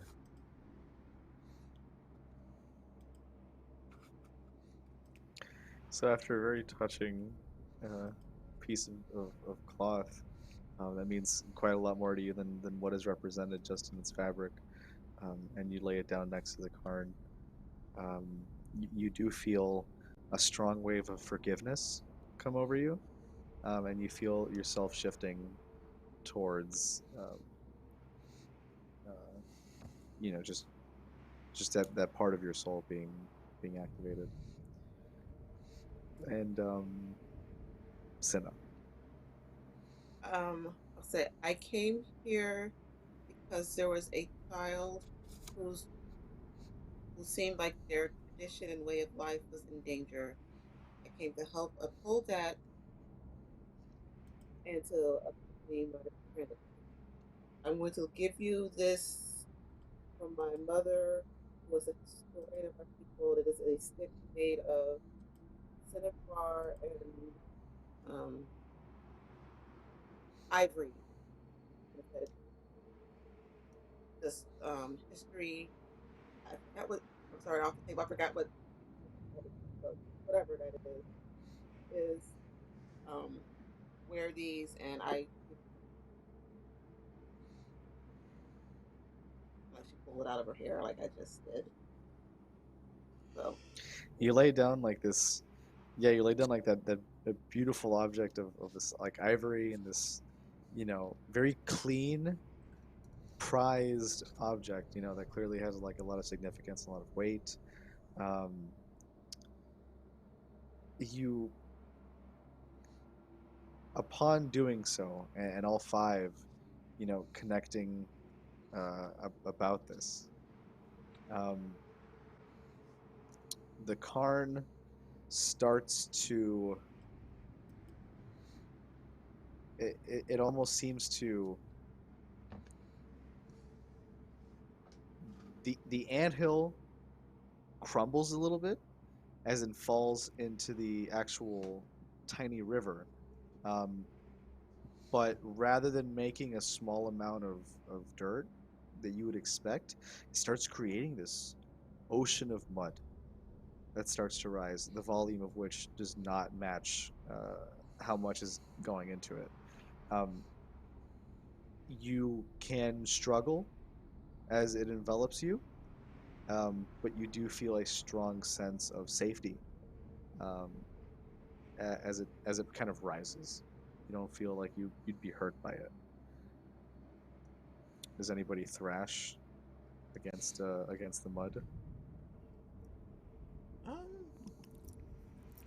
I think Buwei would more just like kind of wiggle his toes, make sure he's still connected to the earth.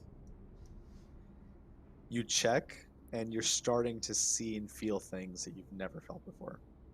So if that's the metric, more and then some, right? Gotcha. Mhm. Eventually, sorry, go ahead. I was gonna double check. Like, it does feel like it's a non-harmful effect, right? Like, or at least like that's the Yeah. intention we're getting. Yeah. Okay. Yeah. Yes, for sure. Then yeah, like Midori would sort of just like, relax, so whatever is happening like is just a smooth ride.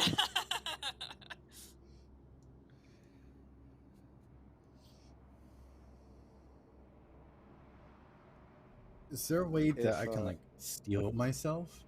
Because obviously Yeah. being shifted in Earth is a bit uncomfortable for my persons. Good question. You're not moving. It's kind of filling around you, and it's not pushing you in any particular direction. It's just Okay. rising and enveloping. Then it's going to squish your toes in the mud. That's a good way to Cynna. ground yourself. That's a good way to ground When yourself. I'm gonna Yeah, look, yeah, it's like I'm gonna look at everybody else. It's like, is this normal? It's like, yeah, you look at yourselves The and each folks other are look like, are we weird. doing this? Are we doing this? Is this no one doing anything? All right. And then everybody kind of in this, pact of trust, that you've developed amongst yourselves, that you've, started even before. But this is, giving in as a group is something quite beautiful. The mud rises, and you see in about a minute it goes back the direction that it came from. And you see a red, foggy, misty space with gargantuan fungus-like structures, and most importantly, a craggy mountaintop that is seemingly impossible.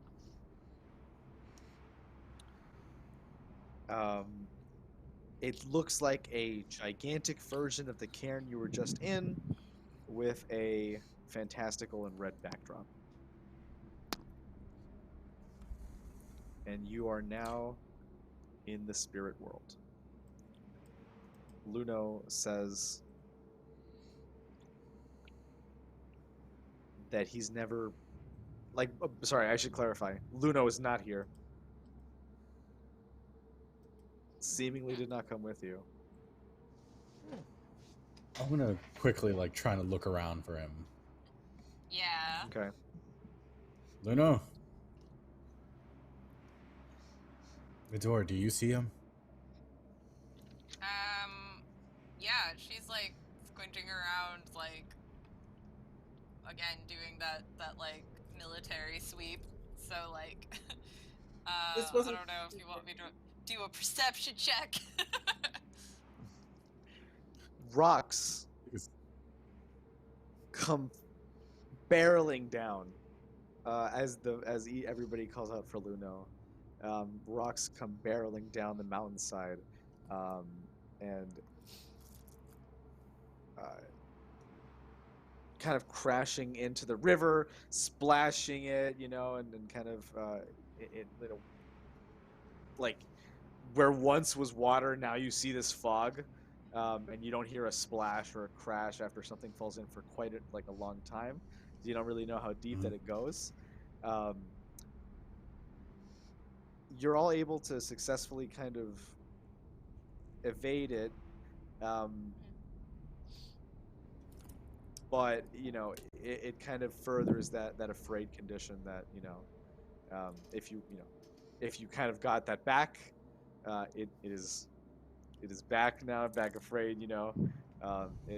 Lost, put up your guard for a second, or rather dropped it, but still the world is a little dangerous, and everybody takes 1 fatigue Okay.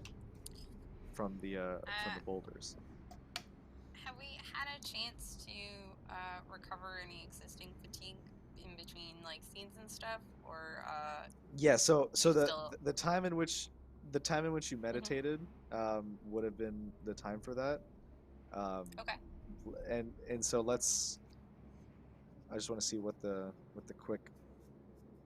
Yeah, so essentially it wasn't a sleep, but because it was meditation, it was enough to kind of calm you. I'll say that cleared 3 fatigue. Oh, sweet. So prior to this first one, there were 3 that were removed prior to that. Awesome. All right. You do hear a from the top of from like midway through the mountain where you think the boulders originated from, as everybody's looking for Luna. Well, I think we might be in the spirit world. I think so too. Really? Well, whatever would have given that away? Because I think it's the often giant mushrooms. travel by. Yeah, I often travel by, sinking mud sand everywhere I go, and have mysterious objects floating in my general direction. That's just my everyday life. Oh, you must really have a truly wonderful life behind you, Midori. Obviously. He is not joking. I'm traveling with you, aren't I? I think we should do what we came here to do, so we can go back. I don't want to be... Yeah. Do you take the whatever's going on here? We need to. Whatever's Um, going on here, we do need to take care of it quickly so we can get back to Luno. Agreed. Buwei will I agree, attempt to Cynna. bend an earthen bridge across the river. So, taking the same structure as it was before, it seems like the river is kind of like a no man's land current type of area, and it seems like you do hear a human call out from the top of this, where it looked like an anthill before is now a mountain, in its own right, and it's and then seems to, as you look up, halfway through you do see like a smaller craggy area with a platform, and this seems to be where you heard the voice coming from and where the boulders were falling from.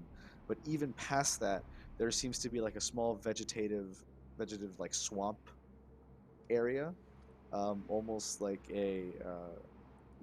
just like a little oasis at the top of the mountain that you can kind of see from the bottom. You identify that as probably where you need to go, but this platform does seem like an interesting place to check in the meantime. I just wonder how everybody's going to want to get there. The call out, I was able to determine that it was a person. Like it was a cry for help. Yes, for sure. And you can. This is your current best chance for that. That could be to find Minim up there. I don't know. The spirit in the spirit world might need help. I mean, the best way we can find our way out of here would be to find a guide as well. Agreed. First, I think we should probably get across the river first.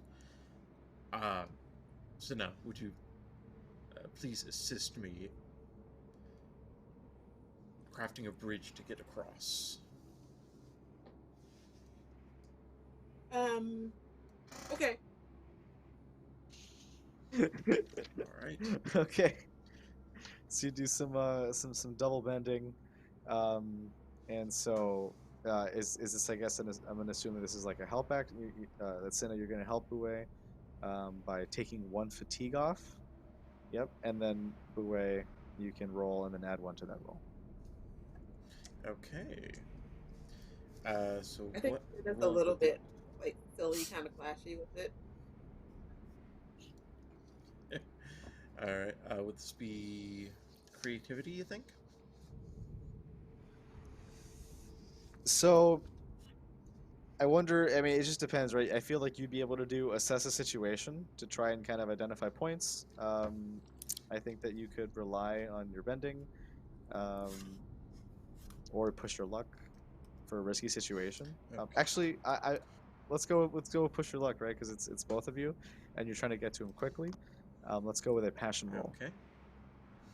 Okay, passion roll. Okay.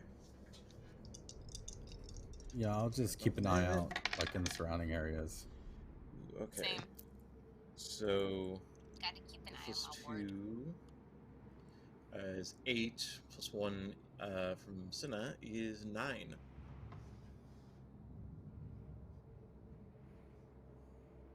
Okay. So even you both kind of like push yourselves to the brink. You earthbend together, creating these like long, almost like a brown brick road up, like a snake way up the mountain, up to this platform. When but it's so much creation at once that you aren't really used to, especially with Spirit World physics kind of coming into play. That the gravel of it kind of falls on you and splinters off a little bit, just a little bit, and so both of you are buffeted, but you're able to push through and create it. Both of you just take 1 fatigue extra Okay. for being buffeted. Is it possible, again, at least for Buwei, because he's my word, to sort of,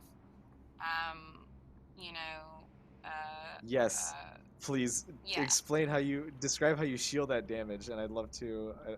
You can take it instead. Let's start doing like something heroic like Yeah. that. The one fatigue. Basically, if she sees like I imagine since Buwei is focused on his bending and stuff, like he's got his mind like concentrated and wrapped up, but like, again, like Midori is keeping that passive eye out for him and everything, so like when the rocks start to fall, like she's just there with the like trying to batter them away, like in those swift gestures or whatever, but like probably like can't get everything, so like some of them pelts her in the process, but she just kind of like looks at him, with that briefest of looks of, are you okay? And maybe she's got like a little cut here or something, Yeah. so like there's like some blood coming down from like the headband, and yeah, it's just like, are you all right, my lord? That's beautiful. Yes. What would I do without you, Midori? Die. Most likely. Yep. Yeah, that sounds about right. Yeah, that sounds about right.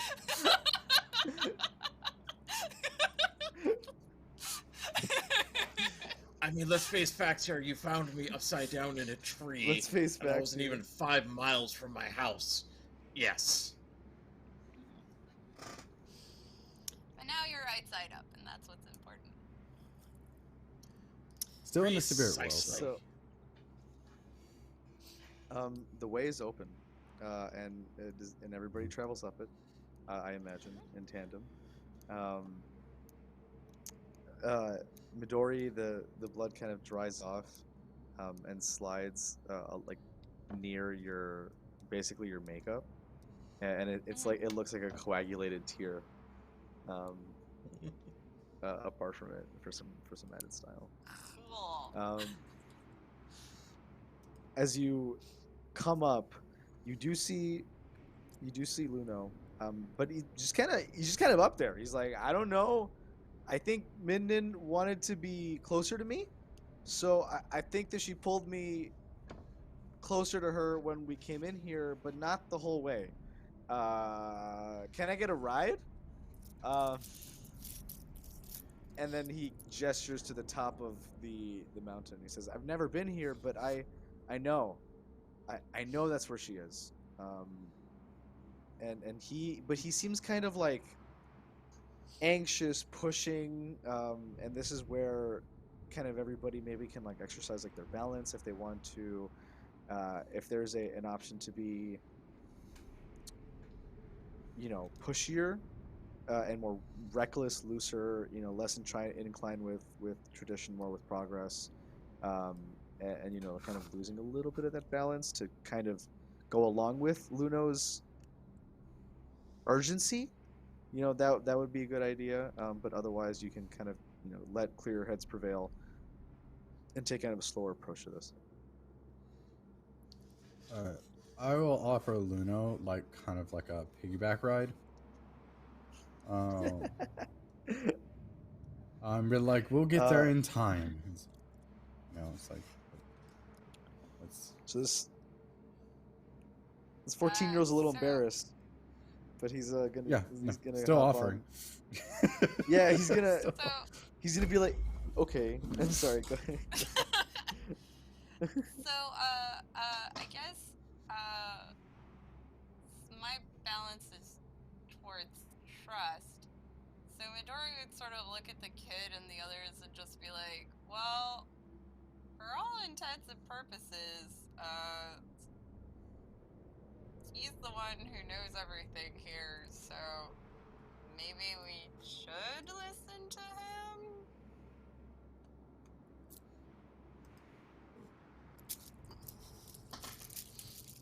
Wild idea.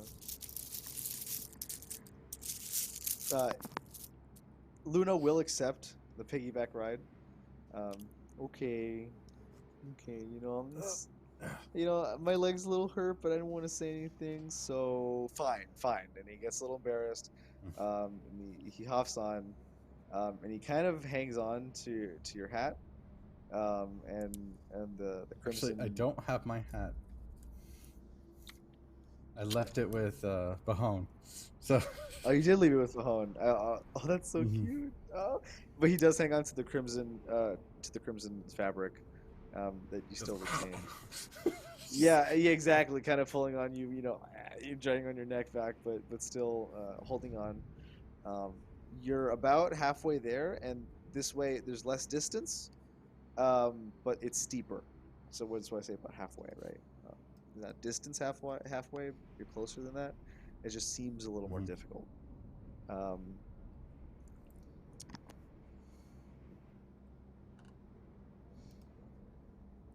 And so, again, you can kind of go with Luno's urgency, or you can. Is there a way you can make stairs? I mean, we can, but we also just made a massive path up the mountain. Fair enough. Give us a little bit. My shoulders are killing me. When he mentioned that, Midori would just like poke a certain spot with the steel bit of her fan. And while like the jolt initially is very like you find that like that pressure point is like He goes oh. That's very useful, Midori. Thank you. You're welcome. It's important to keep. Would you mind giving one to Cynna too? She worked just as hard as I did. She looks at Cynna like.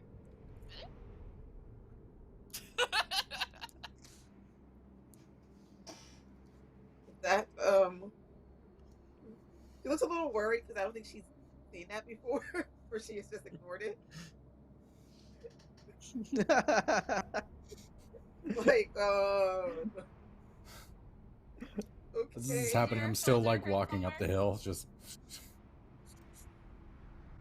So you're like Billy Goating it, or in this case, something cooler than that. Okay. Does your shoulder and- hurt somewhere, Cynna? Yeah, but I don't want to get hit with the stick. Don't worry about it. Just Don't point worry about it. where it hurts. Okay, but if you hit me, I want to hit you back. I mean, you could try.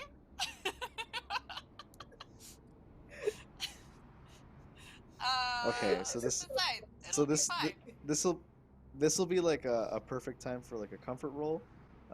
So you can definitely use it's a comfort punch.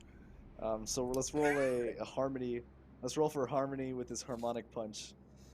Oh God. Which is is antithetical to something coming up later. Oh no. Okay. Hey!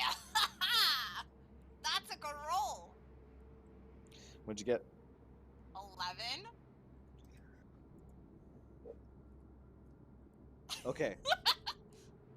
So with both, Yeah. the harmonic punches, just absolutely. Not only do you feel like do they both feel like they've been kind of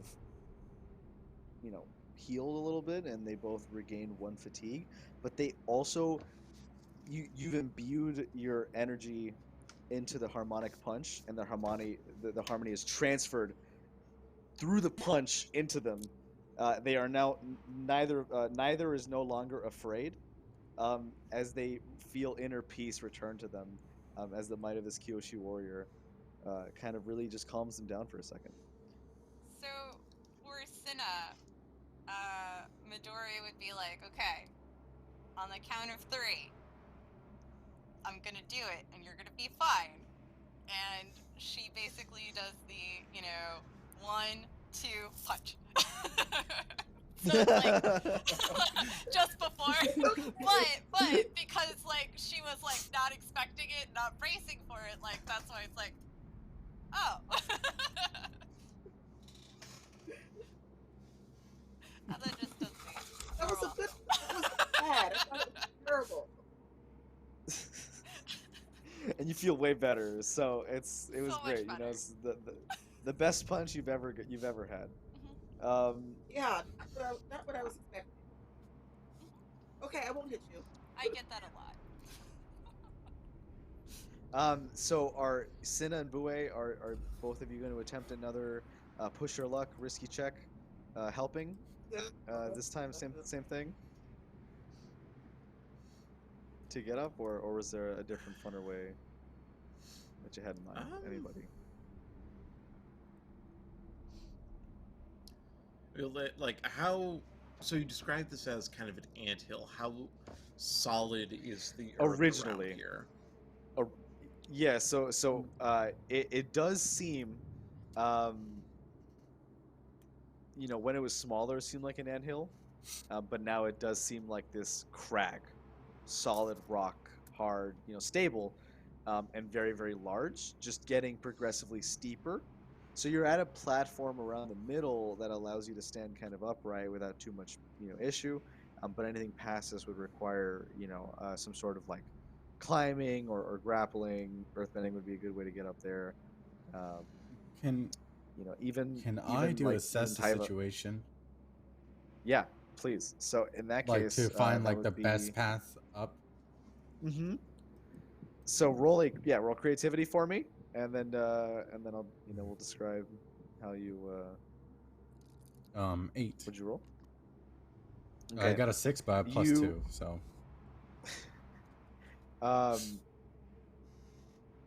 While assessing the situation, getting creative with it,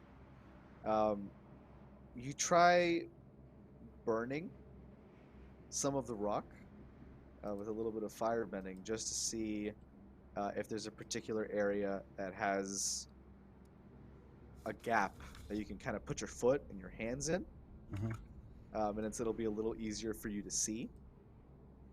And you kind of track that path of little nudges and spaces in between the crag that allows you to kind of go up there. And you do kind of create this delta of this path that you're able to find. And anybody, and now it'll be significantly easier in order for anybody to get up there. Not the cleanest Struck. staircase, I say, but It mean, works. I will entirely admit I did not suspect a firebender capable of doing that. You have thoroughly impressed me this day. I mean, I am a I'm sure craftsman. that's That is exactly a what very he was good going point that for. I've overlooked. Well, let's get up then. So everybody's just able to kind of basically climb it without too much of an issue. You just kind of stay steady, and you're able to follow this delta kind of all the way up to the top. Tyva, Luno is kicking to kind of go a little faster, and it's hard because you're like double weight, climbing up kind of almost a 90-degree angle when you get to the end there. But eventually, everybody's able to make it up kind of like this and grab the moss on the edges of this oasis at the top of this crag tower mountain, and scoot into these like marshes. You land, you smell sweet onions, you smell like pumpkins and a lot of like goulash and gourds, just very like open vegetables everywhere, growing unchecked.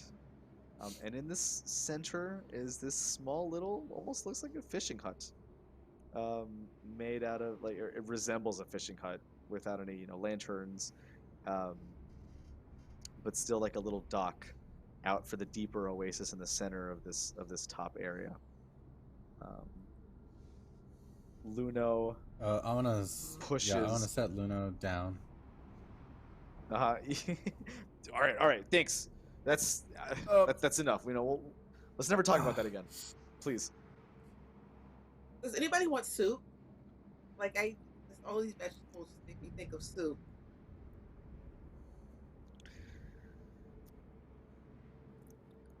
You do smell I mean, hot vegetables on the wind coming, and the smell of charcoal, or I should say carbon, like a little, charcoal, like a little fire.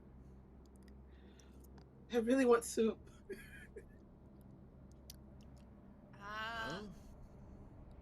Should we see our host first? Because that's traditional, right? Yes, it is. I'm sorry, the soup just distracted me. Soup I does mean, tend to do that. It does smell incredible. Really? Yeah, it does. So you go over, I imagine, everybody, right, to the fishing hut, without necessarily chasing the soup, which is in the same direction, but not, it's not in the hut. It's like outside, and you get a chance to go. Luno introduces, kind of walks in first instinctually. It says, "Minin, Minin," and you hear like acorns or nuts kind of clacking against wood, and you see like this small little figure who looks like a little walking acorn made of wood, with a little leaf covering its face, going upwards with its eyes right there, with like a little maraca almost, kind of shaking back and forth, and being like, everybody's finally arrived. And she's just kind of dancing. She's having a good time, right? And you just speak to this little forest sprite, and she's so happy to see everyone, especially after everybody gave such strong opinions of what's going on with them, and the prayers that they gave. So, to Midori, Minden comes up to you and says, you came here for your friends, and to protect those that you care for. I think that requires a lot of trust, what you did. And she's going to try, actually, and shift your center as well as one direction to your right. Mhm. You can deny it if you wish, or if you feel like it's valid, you don't have to make a reaction. But she does feel like you've grown as a further towards the trust option, which is why she's attempting center change as well as just the session, the regular change. Yeah. I think I am in agreement there, so I don't think that she would fight it.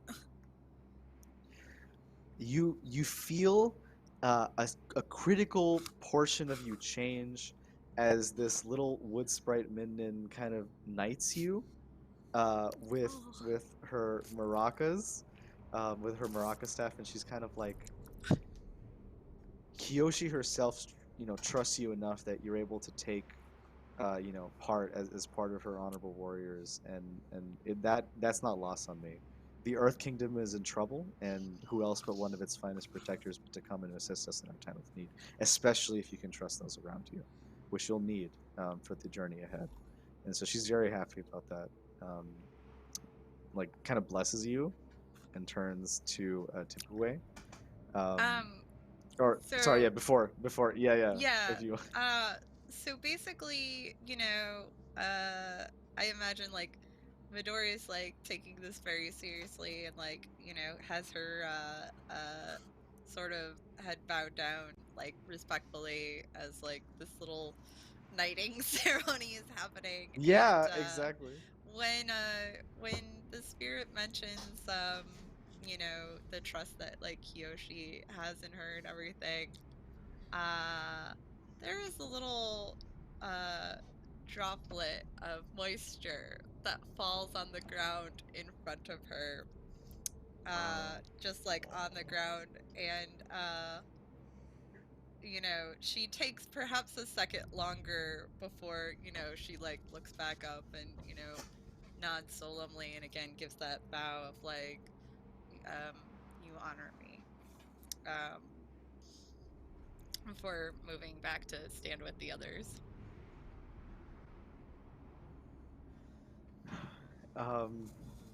You deserve it.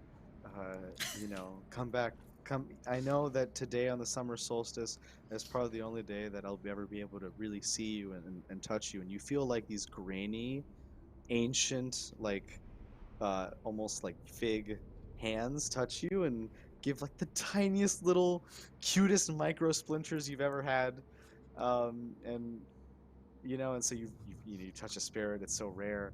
Mhm. Um, but in the future, come back to the Karn, and you can speak with me whenever, right?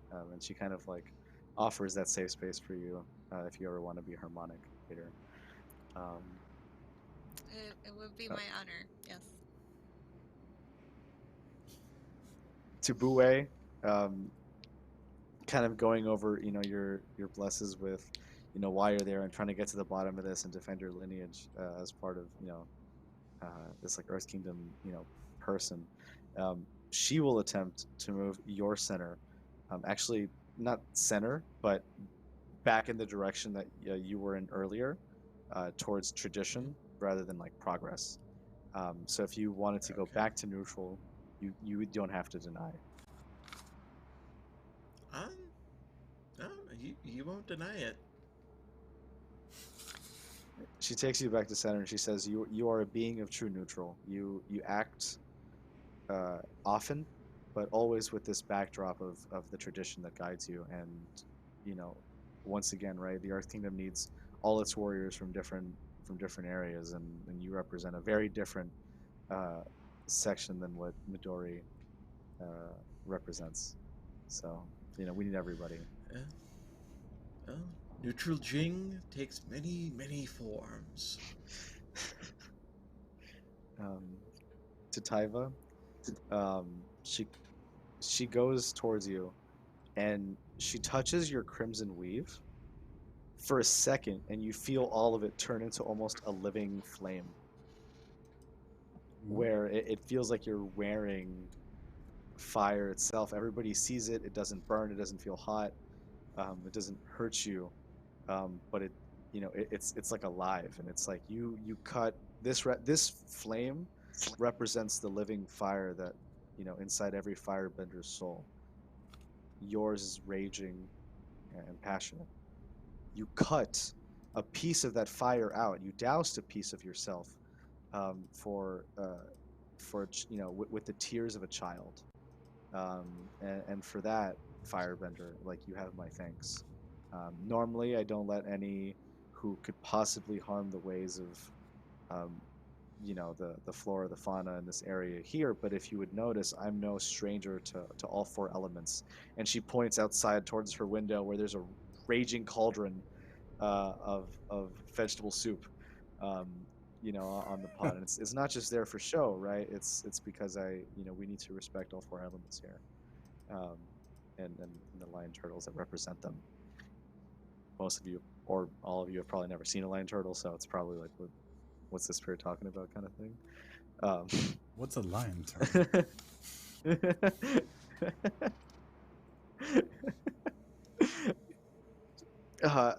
Don't worry about it. It's just if you have a chance and you can come back here one day, just go to the Four Corners and see if you find something of the old ways. You, especially Tyva, might find something that'll surprise you with the first flame. Kind of like throws you back for a second. I have no idea what she's talking about. So she restores your 2 fatigue and removes your afraid condition, as Nice. she reignites the flame that was doused by the tears of the small child, which is heartfelt in some way. And you do have this other knowledge of the spirit world if you ever wish to go back and pursue more saintly paths. Cynna, she turned towards you and says that, and most of all, the innocence of the child that you saved does not go unnoticed. And my brother and my sisters on the path to here, they're supposed to protect me. There's a reason why nobody ever comes here except for those who have the innocence to experience these areas without violence.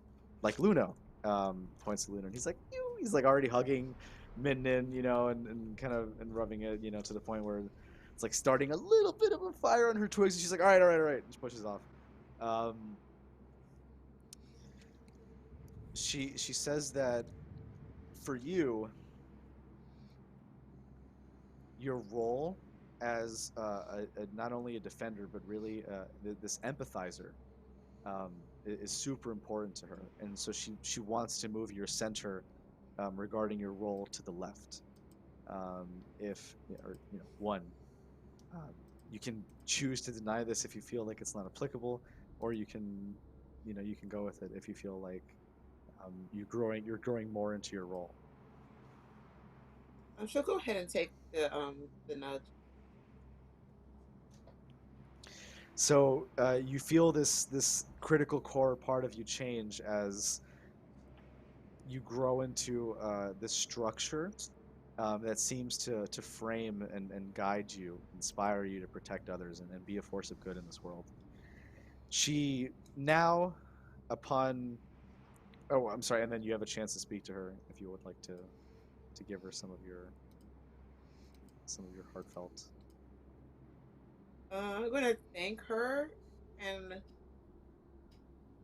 ask what else I can do to help. Always here. Always here for the fight. Always here for the people. I understand. I'm surprised. You've been through so much, but you fight so hard for those around you, and this is why Kyoshi has chosen all of you. She's been here to meditate with us, and she's not too far behind, but not fast enough to catch up to you and do what the four of you need to accomplish. She says, "To the soup," and takes everybody over. and pours a bowl of like delicious gourd squash, pumpkin, sweet onion soup, and it's with Nice. hearty broth and like all the natural spices that she has in the area. Soup, as organic as it can get. Each one is 2 or 3 times the size that it normally would be, with no genetic changes or no GMOs, nothing, no pesticides. It's great. It's ideal. Within the soup, you start to see a vision of crags very similar to the ones that you just climbed. Um, and you see the four of you on a platform with airbenders and air nomads in the garbs that you've seen, bound and trapped in a circle with a red sphere of water hanging above them, and about 16 or so red-robed water southern water tribe motif using on the for the ornate outlays, but red robed, which is very unfamiliar to you because why would a water tribe user be wearing traditional Fire Nation colors? Probably, but they're not. Mhm. They're just red, but you associate them with the Fire Nation. Not that that's necessarily what it is.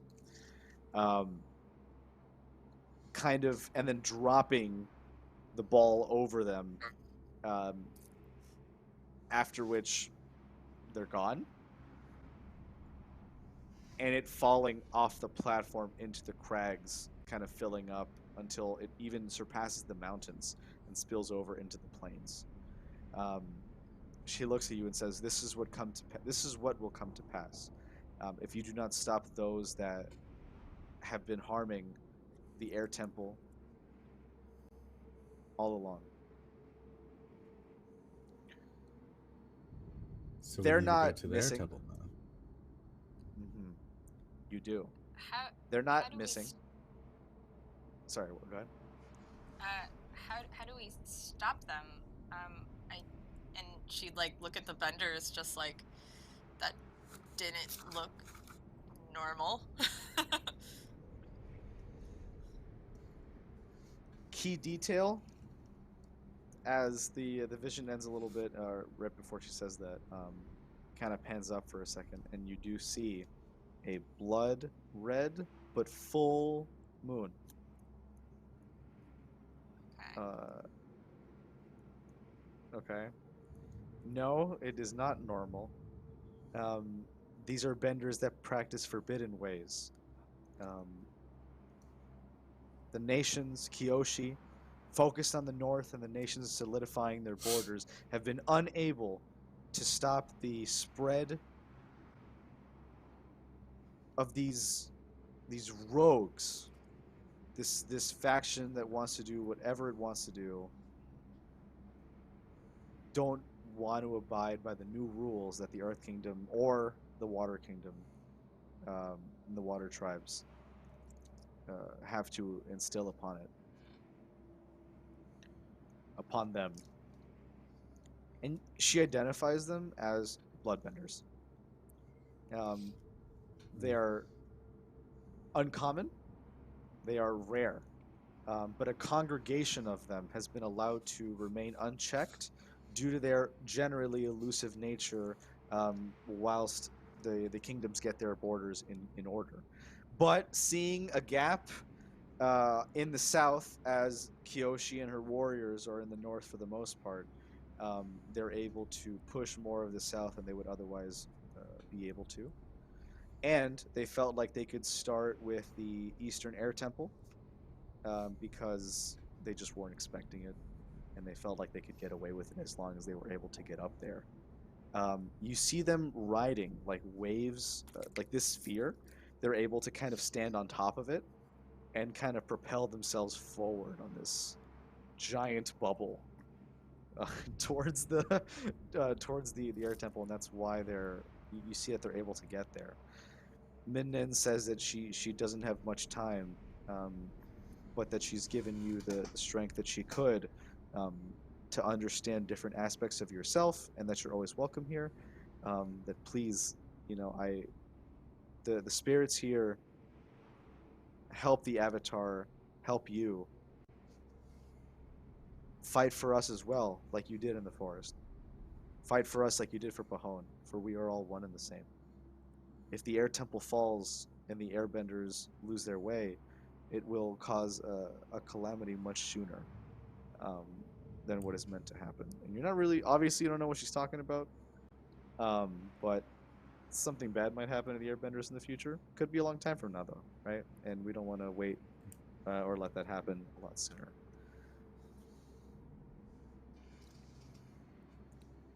As she speaks, the beautiful oasis in which everybody resides in currently is, you kind of look off to the side and you see almost like water being unable to fall off like a coin if it pools or off a small surface. It's kind of like that, where it gets to a certain point and the surface tension just breaks, and this sea of red liquid starts to flood the oasis, much like the mud did when you initially got here. But replaced with mud is this tide of this red tide, this crimson tide, swallowing you whole, rotten smell, blackening the vegetables and the fruits as it passes in a sort of miasmic thoroughfare. As it envelops you, you do feel an acrid, burning smell, and your skin feels irritated, but it's not necessarily damaging. You can choose to thrash against it if you wish. It's not. It does feel like the same mechanism, just a little more harmful. Midori would basically try to, I guess, because it looks harmful, and Minnan probably, I assume, doesn't look happy about this thing, right? She looks very sad about it, but she's not thrashing. Okay. Because I She's feel not, like fighting. I'm thrashing. Because Yeah, I feel yeah, like good. That's fine. Midori would try to pick Minnan up, so yes, nice. not Okay. going to be all in the thing. Because she's just like, oh god, especially if she's seeing what's happening with the plants and stuff.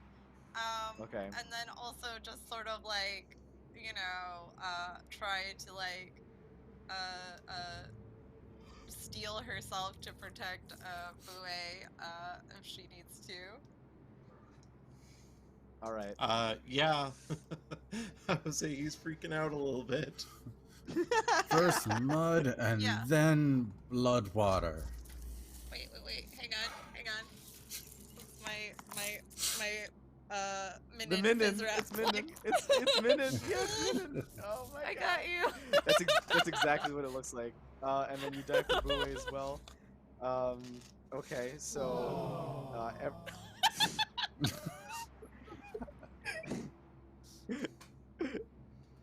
everybody can do. So I will accept three actions, and everybody can take whichever one they wish. Let's do either a comfort support, which would be harmony. Let's do rely skills training, which would be focus, or let's do push your luck, which would be passion. And everybody tell me what they get. Okay. I'm one with the solstice. The solstice is one with me. No. I am relying on my training. It is a solstice, so hype for you. So I got 9. Okay, Midori 9. Yes. Okay, Also, Midori, you get a 10 because you have a Tyva plus. Yeah. Midori, you get a 10 because you have a +1 from Minden. Tyva, you get a 10 because you have a +1 from Summer Solstice. 10 for both of you. Cynna and Buwei, what? I got So 5. I think Buwei's going to be A 5. Okay. Is going to be relying on his training. He's going to try to focus and try to feel the earth beneath him, kind of try to steady himself.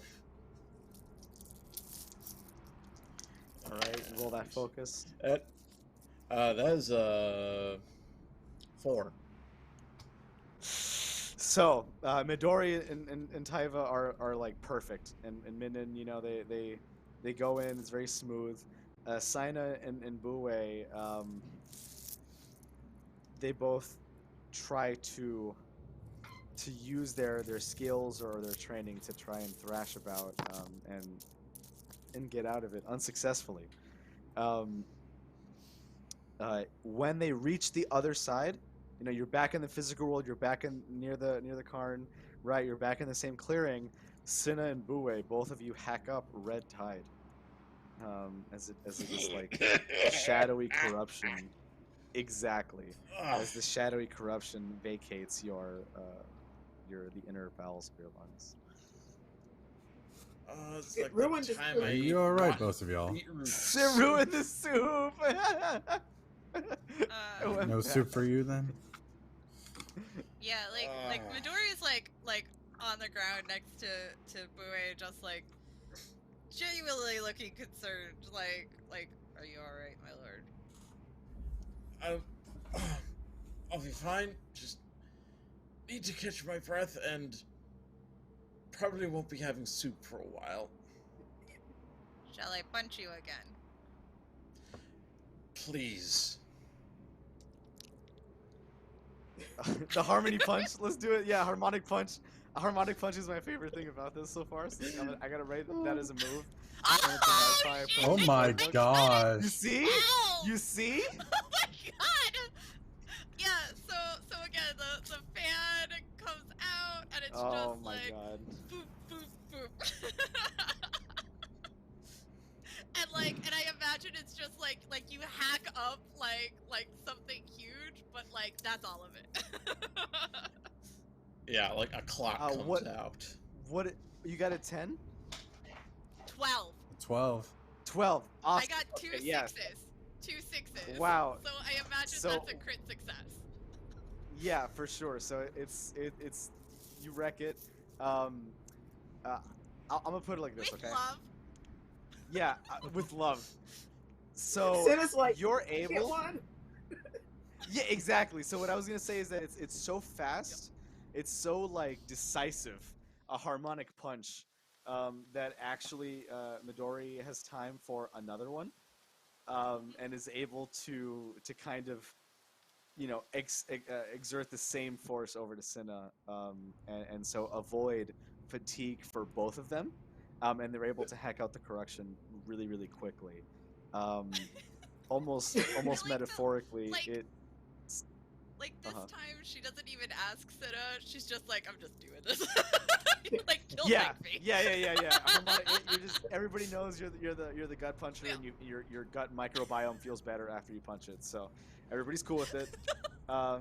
It cures IBS. So like, which is what's happening here. They've hacked up the corruption. It falls within the holes of this like anthill that represented Minden's mountain, and it kind of collapses into this red foam, and spills over into the brook, kind of blocking it. You feel like Minden has moved on to another one of her many territories within the spirit world. When she was talking about the safe space, she meant anywhere that she resides, and that layer can change, as is a very changing place. However, in one last, you know, guidance of the spirits from the forest, she guides the ape turtles, the turtle apes, over to you, and kind of does like this, where they allow you to hop on their dome, if you wish. I imagine Midori will stay on Zumo, but there are three turtle ape. But there are 3 turtle apes Yes! for Tyva, Buwei, and Cynna. Yeah. Luno. Buwei's... Sorry, go ahead. You know, Buwei's had a day, so yeah, he's gonna take the ride. Luno. You look over to Luno, and he's saying a small prayer or a small speech over to Minden, kind of finishing his conversation with her, and then turns around to see everybody mounting up, and is like, "This is a little more when I signed up for, everybody's like getting gear ready. Everybody's like gotta go stop some bloodbenders. You know, he's like, I gotta get to school. You need a ride? We can escort you back home Mhm. Yeah. This is a really safe because we spot. gotta well, we gotta sorry, inform we gotta what? Zofa too, so that way we can go to the air temple. I'm pretty sure she Well- would want to know what's happening. Before I get there, so I'll just I want to let everybody give everybody a chance to say their piece. I just want to point out that Luno does say that the hallway does feel like that path does feel very familiar to him since he's walked it so many times, and he doesn't feel like he's going to get hurt at all, and he will inform Zopa to then meet you there. But it is clear that the turtle apes are like nudging you, like they're gonna take you up the mountain. Like that's I'm Okay. no two ways about it. Turtle apes, very defensive, great at climbing. We don't need flying bisons where we're going. You know, this is Back to the Future 2 reference. Like, I know, it's good. So as long as you can hold on imagine- to some turtle shells. Sorry, go ahead. Is Zumu agile enough to get up there? For sure. I would say Okay, that he's cool, so cool. he's so slimy and jumpy. If he jumps somewhere and he can't get in there, he kind of like slips it first and then cool, kind of sticks cool. to it the next time. So for sure. Awesome. You can keep the Zumo. But the turtle apes are useful for the others that don't necessarily have anything. She feels bad that like she got disappeared without saying anything. Yeah. Yeah, so she's just For like, sure. I'm Well, sorry. only accepted some people. People, I should point out. But in this case, she was safe, and now she's really happy to get back into it and Yeah. be this charge that you ride into battle. My So, noble steed. And essentially if that was it, the turtle apes will start advancing towards the mountain range and start climbing. It does give everybody some time, I would say about an hour, to sleep on their turtle ape if they wish to rest up, or if they wish to Yes. discuss amongst themselves of what they will find. That is fine too, or both is okay as well. It's not mutually exclusive. You can sleep and then wake up and then talk before everybody gets there. Did we recover any fatigue from Minin? That's what this would be. Not during Okay, the cool. midnight, but Yeah. but now Sure, but no, now that's you can fine. like take a quick nap, Yeah. and then get it Yeah. back. Yeah. Buwei is taking a nap on the turtle. Cool. Same. I'm sure Yeah, everybody's Cynna, taking a quick you know. rest. But Cynna and like Tyva. Midori very carefully times her nap so it is when Buwei is awake. No switches of the guard. Sure, it's always like the same. It's like he wakes up, immediately. Midori wakes up too, and it's like clockwork. Somehow you have like superhuman sense about it. Gotta trust that Kyoshi warrior training. Yeah. That's cool. So I can only picture this as 4 beautiful, slow reptilian apes, gently climbing up a mountain as 4 warriors and of the Kyoshi era. One eel hound. That's just sort of What? Sorry, slithering. three turtle apes and 1 eel hound, slithering up the mountain as Midori sleeps on Zumo, which is so funny to me. As these heroes take a quick nap, that they're dealing with things that they've never really experienced before. Shortly before they get there, it starts to fully descend the sun, but Tyva, even though the sun is gone, you still feel some strength of yours still empowered by the lasting effects of the summer solstice, as it gives way to a full moon. A rare occasion in this world where in the same 24-hour period, firebenders and waterbenders are at their peak in the same 24-hour period. So kind of unheard of, really interesting. Let's see what's going to happen. As you get up there, you start to get up there, you have about 5 minutes to discuss what you know is going to be up there. And I'm sorry, I forgot, I should have said this, but essentially, Minnan did name the leader of the Bloodbenders, and it is a woman by the name of Hata. And Hata is this like developer of these arts, and has sought out other students or possible Bloodbenders from the northern or southern water tribes, and kind of collected them here. Um, so. You know that there's a lot of them coming up. You know the airbenders are trapped, and you're given some time to discuss it. So, how do we stop them?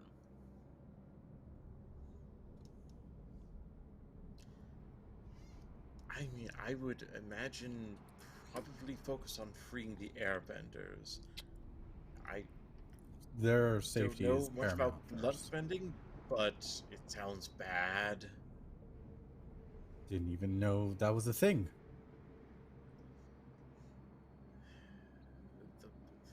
The bending people come up with these days. Soon there'll be people throwing explosions with their brains. I really hope Sure. not. I really hope not. That sounds incredibly unpleasant and also messy. Yes. So, Well, yeah, I would recommend freeing the airbenders first. So at least then we may have numbers on our side. plus, we promised to get Tashi back as well. This is true. It has now But- extended to all airbenders. If they can control, I mean, we have to have a plan for dealing with them, because I don't think we can just simply waltz in, get the airbenders, and they would be fine with that. That was not the impression that I got. Really? What if we I don't know about. Light? So- I Sorry, Cynna, like what was that? your enthusiasm. What if we say please? I appreciate your enthusiasm here. I like where your head's at. I don't know if that's particularly a sound strategy, but you know, the effort is noted. There are no bad ideas right now, except for maybe that one. But you know, like it's okay. We got this. So,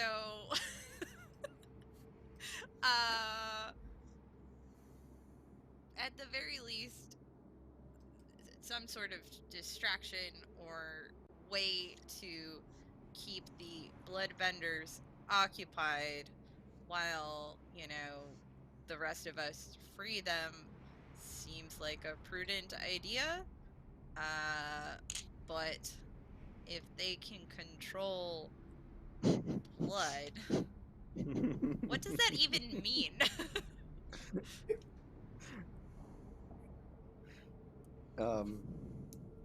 All you know is that they're waterbenders, as far as Yeah, that's no, I'm concerned. asking this in character. Like, what does that even Yeah, mean? yeah.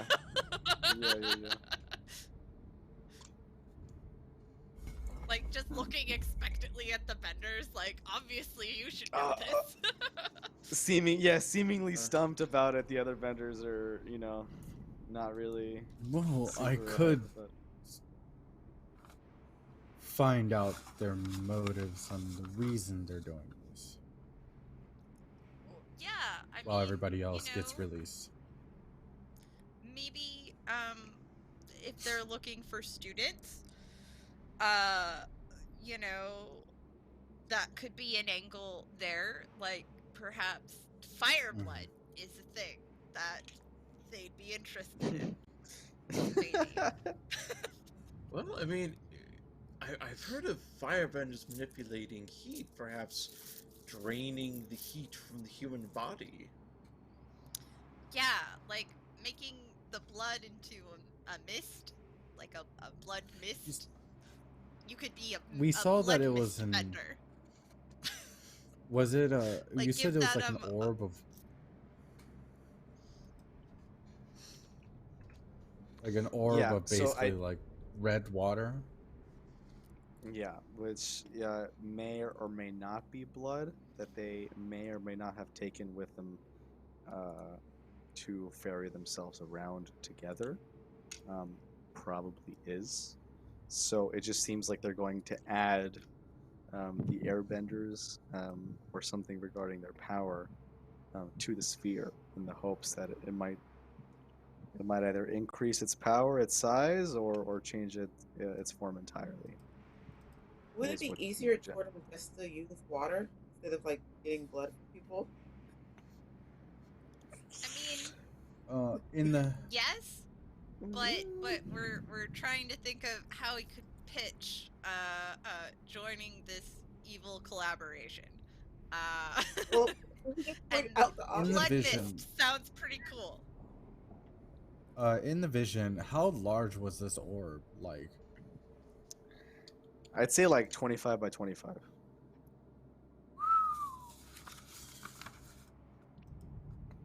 Pretty big, enough to cover all captured airbenders and envelop them, whilst and the bloodbenders if they're not careful.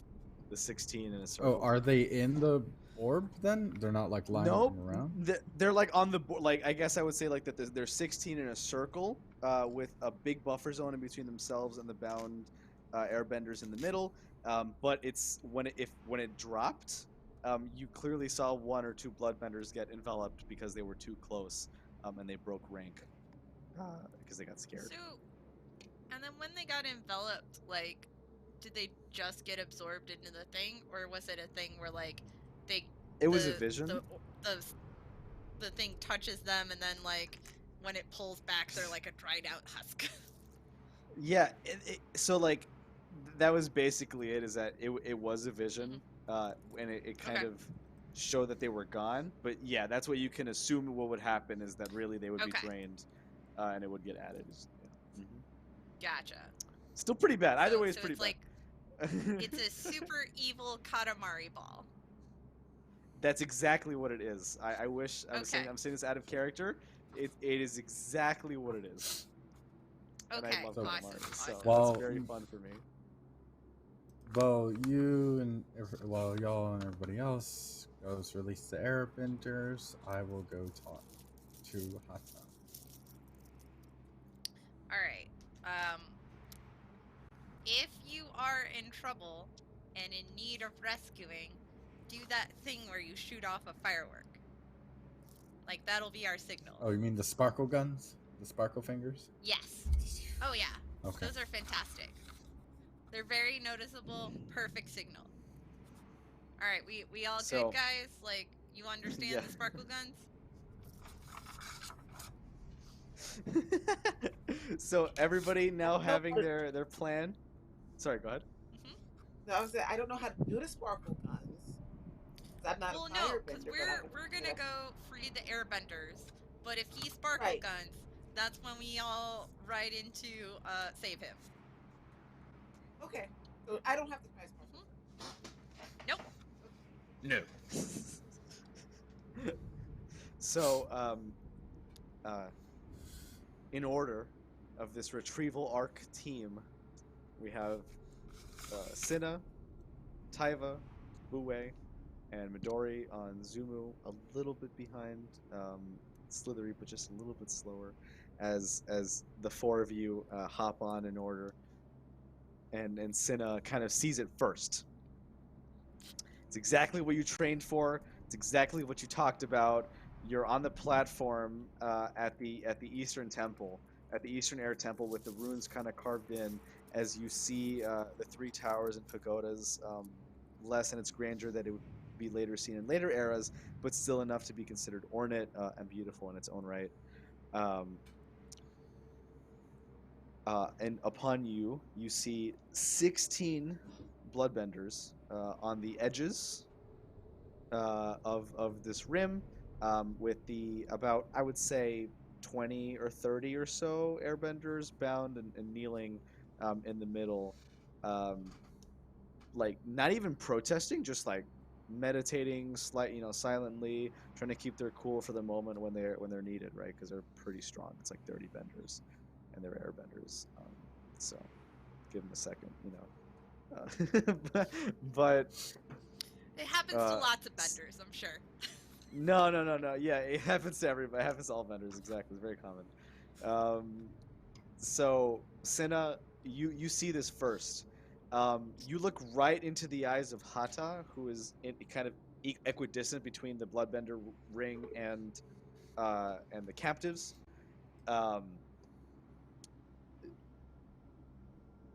She tries to intimidate you. Okay. Try. Would you like? Let's. I would like to see if you could resist. If you could, you know, like evade Okay. or resist that temptation. For fear, I should say. So let's roll harmony, and try to to balance yourself and upon with your newfound role as like this very empathizing dancer. Okay, that's 2d6, right? Exactly. Let's see what you get. Ooh, so excited. Don't worry, roll 20 sometimes hates me. Don't worry. it's gonna go great. It's gonna be a 6 and a 6. Come on, let me roll, please. Now it's not letting me roll, so that really concerns me. I could do it for you. I can do it now. I just have to refresh. Okay. Okay, please be 2 6s. 8. Nice. It's still pretty good. Okay, so you are able to resist the fatigue. You're not exhausted by the fear, but you are still afraid. You do return that afraid condition to you, which makes it difficult for you to intimidate people. But I don't think that was necessarily your. No, but there is something I want to try because I just really want to try it.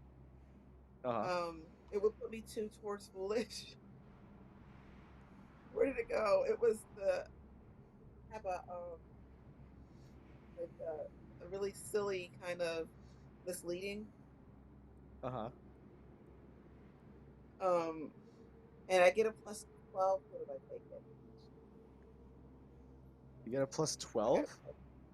I've got to find it. I lost my page. Oh my that looks awesome. No, well, whatever. Okay, no, let's.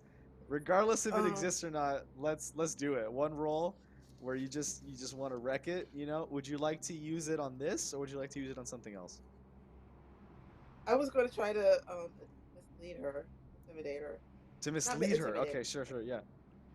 Oh, it's okay. Yeah. I gotta find this. It looked really fun. Now I can't find it. I think it's just intimidate. Oh my gosh! I swear it was on here. Maybe I made it up. But no, it's cool. Let's do it. Even if you did or did not, like, we don't remember the exact details. Like, it's fine. Like, let's do it. What was it? Okay, so what was it? So you were supposed to make her feel foolish? No, I was supposed to give me towards foolish, but it will be like a kind of fake backstory. But I must have looked at a different playbook or something. I don't see it. Oh my god. It's okay. Well, let's just do something cool, but like similar. It doesn't have to be the exact. Okay, thing. yeah, I was looking at the Icon playbook. It was on the Icon playbook. It was when you trick an NPC by assuming a silly disguise or fake identity, mark foolish to treat your role if it was a 12+. Oh, 12+. Okay, cool. So what we'll do is that when you hop in there, right, you can take a second to try and costume yourself as a bloodbender, maybe. Okay. And right, and we can try and pretend that you're one of them in the upcoming engagement.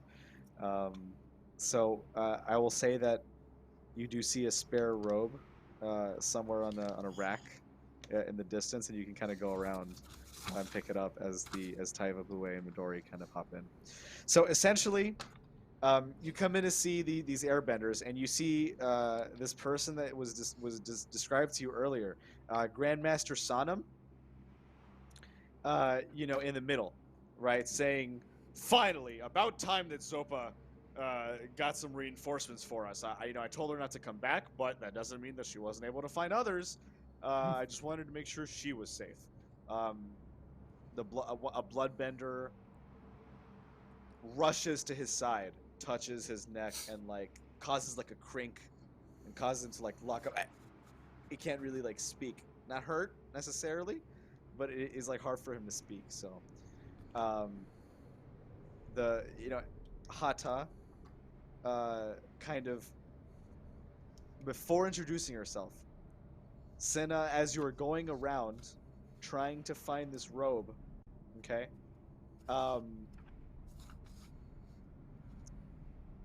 a bloodbender in a red robe catches your attention and turns to you. As they turn to you, they pull down their hood, and you see immediately a scar on the left eye beneath it. And you identify this person as Tashi, impersonating a bloodbender already. You're just like, he's just like, and he motions over to the rack, picks it up, and you both kind of sneak back in the ring, as Hata is focused on the other three. So Tashi's been found. Sanam is in the middle, unable to speak but still there, and Hata says, "So, under the guise and strength of the full moon, the heroes of Kyoshi finally appear upon me. Kyoshi herself wasn't able to make it, but she sends one of her underlings," and motions over to Midori. "You take her face, but not her soul. We want a challenge!" And the other bloodbenders start yelling. They're obviously riled and frenzied, as the effects of the bloodbending and the moon itself are affecting them. So they're not necessarily, maybe you can calm them, maybe you do have to fight them, but who wants to go first? I mean, so I feel like Midori's insulted. And just like she's ready to throw down. And I took that personally. Yeah, pretty much. So, yeah, so basically she would just, be like, "How dare you?" I kind of want to like step in front of Midori and just be like, "And do you think you're worthy of Kyoshi's challenge?"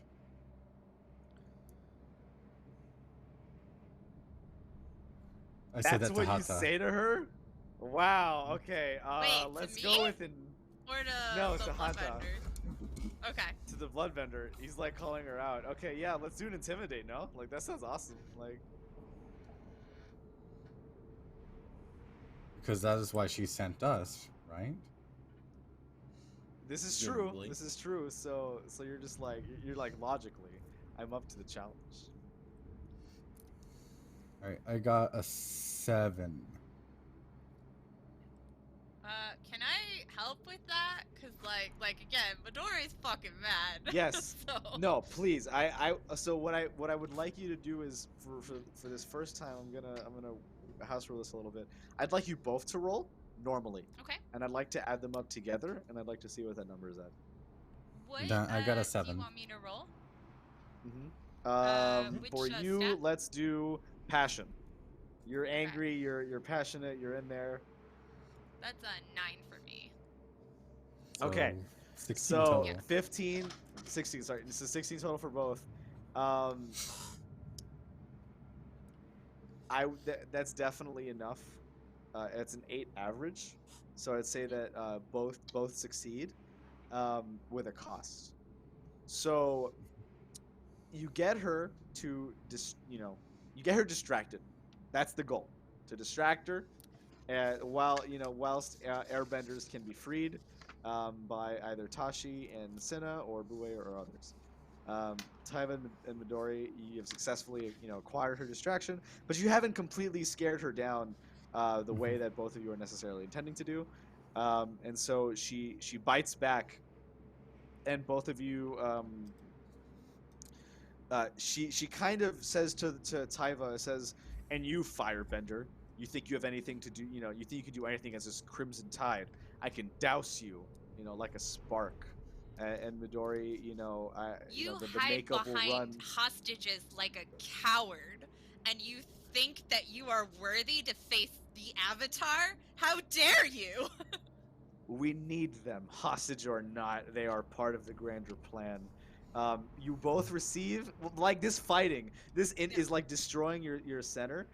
Both of you receive the angry condition, which is that it makes it Okay. more difficult for you to assess the situation Mhm. or comfort others. Both of you are riled. Uh, so that's good.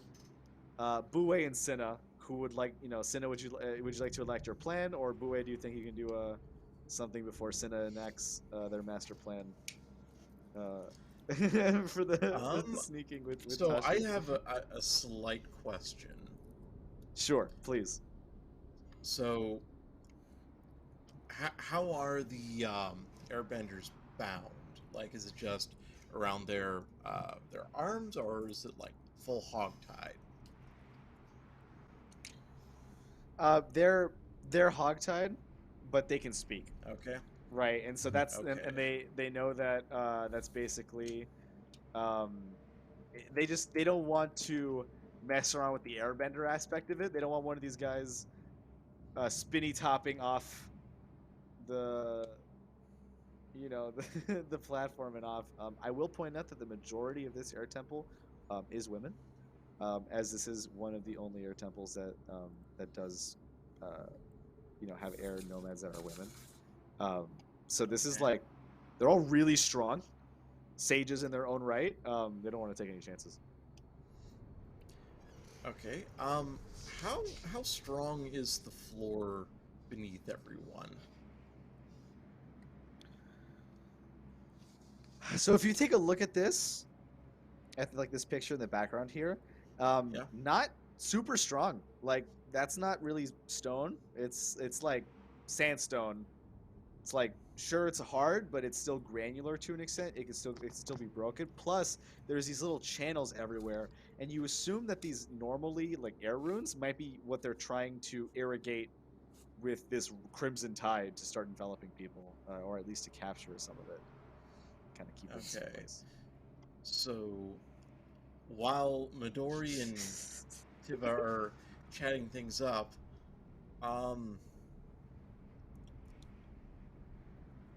so basically what I'm trying to see is how feasible it would be for Buwei to like collapse the floor beneath the airbenders. Okay.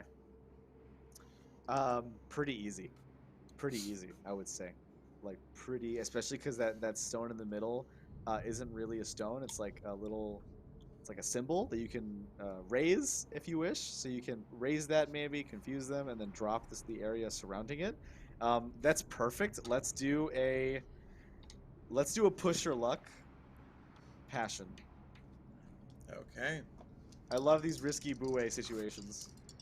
I love identifying these niches, and you're like, "Yep, I'm gonna go right for that weak point." That is a 12.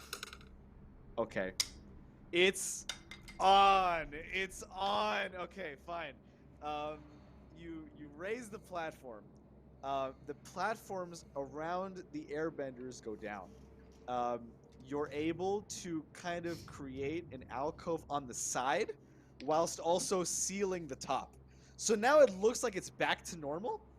But the airbenders are still tied up, but in this like launch pad, this indoor runway that if they can get out or help themselves around it, they can start taking off in formation, and suddenly you have air support. Right, so getting there. That one's pretty Literally. good. In the confusion and the dust, the 16 bloodbenders start being like they're just confused and they don't really know where to go. They try to maintain the sphere as their confusion is causing issues for them trying to maintain it. Yeah, you're gonna need that soon, Midori.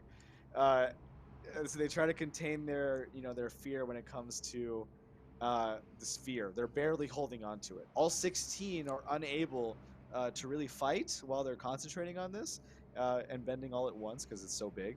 The volume of it is so large. It seems like they need Hata to actually take it anywhere. So since she's focused on Midori and Tyva right now, it's not really happening. Cynna, in the confusion. Question. Okay. Sorry, yeah, sorry, Tyva, and then Cynna, yeah. Before we get to your thing, what's up? No, I was just gonna see if... Sorry, Tyva. Sorry, I meant go ahead, Tyva. Sorry, I should clarify. I meant Tyva and then Cynna because we'll go back to Cynna in a second. Tyva, what's up? How do I call someone out? Yeah, so you can. Let me just make sure, but to my understanding, it's just like similar, similar type of roll, and then you'd shift their You can center. like shift from their center. That's. Or they're moving. So basically, rather not shifting the center necessarily, but moving their needle in the session and throwing off their balance, right? So still pretty that's good. kind of. So basically, I'm gonna question him. It's just like, why are you even doing this? Look at this. You've already lost. Okay, so you want to call her out and throw off her balance. Cynna, what was your question? I was just gonna ask if I could hit the giant ball with the giant.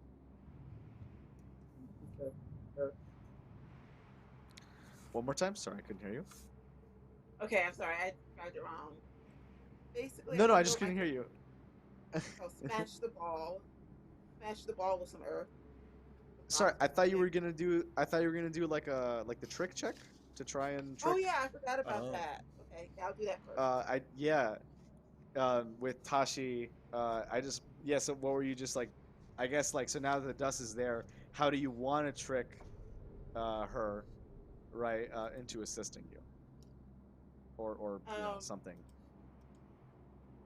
I'm going to tell her that I am.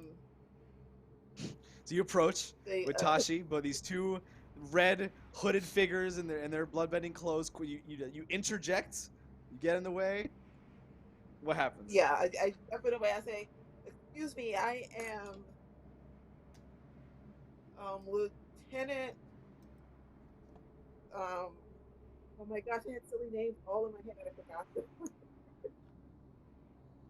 Lieutenant. What are you talking about? Tashi, or the vendor that you're saving, or the kid? Yeah. Oh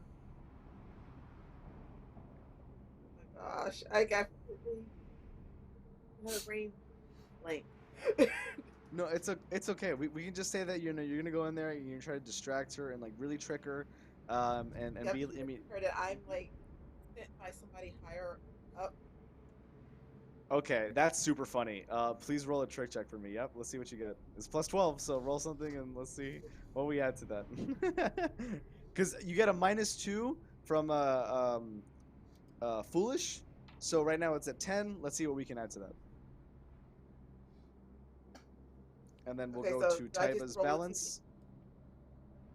Yeah, so just roll the 2d6 like normal, and then after that, and then we'll see. Midori might need that. 11. Okay, so 11. Obviously, yeah. So you're obviously good. You're super cool.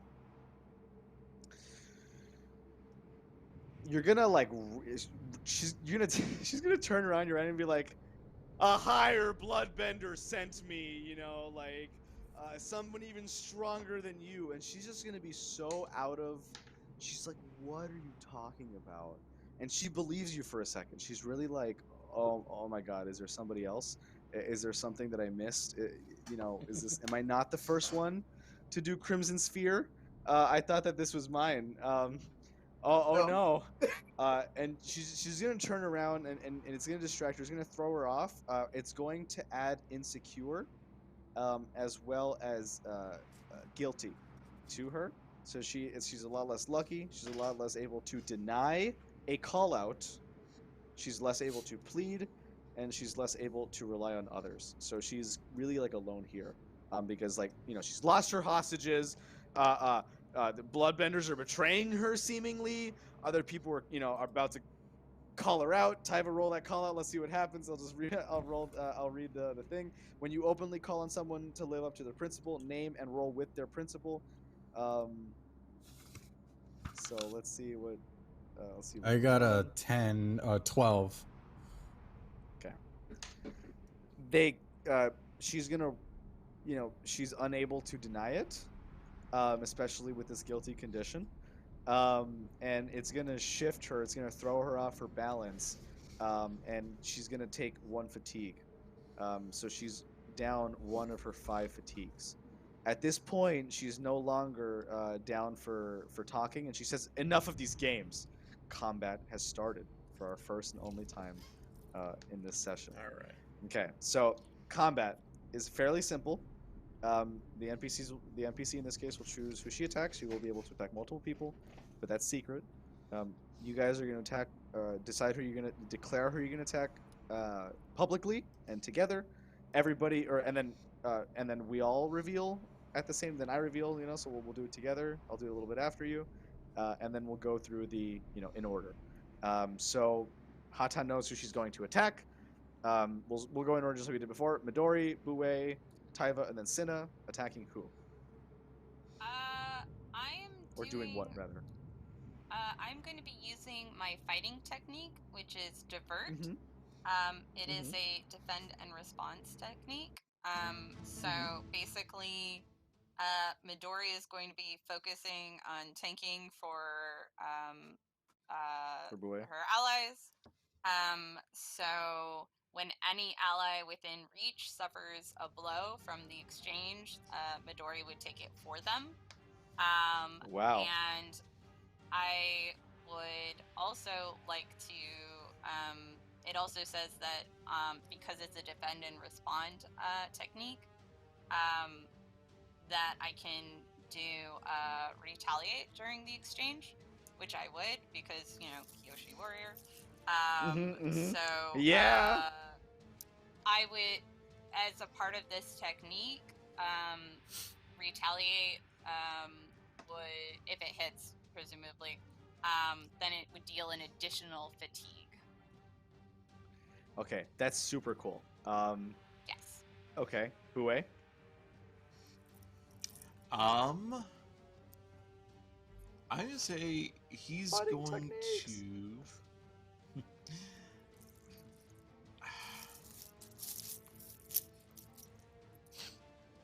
You know what he's gonna do? He's going to attempt to. But that's not great.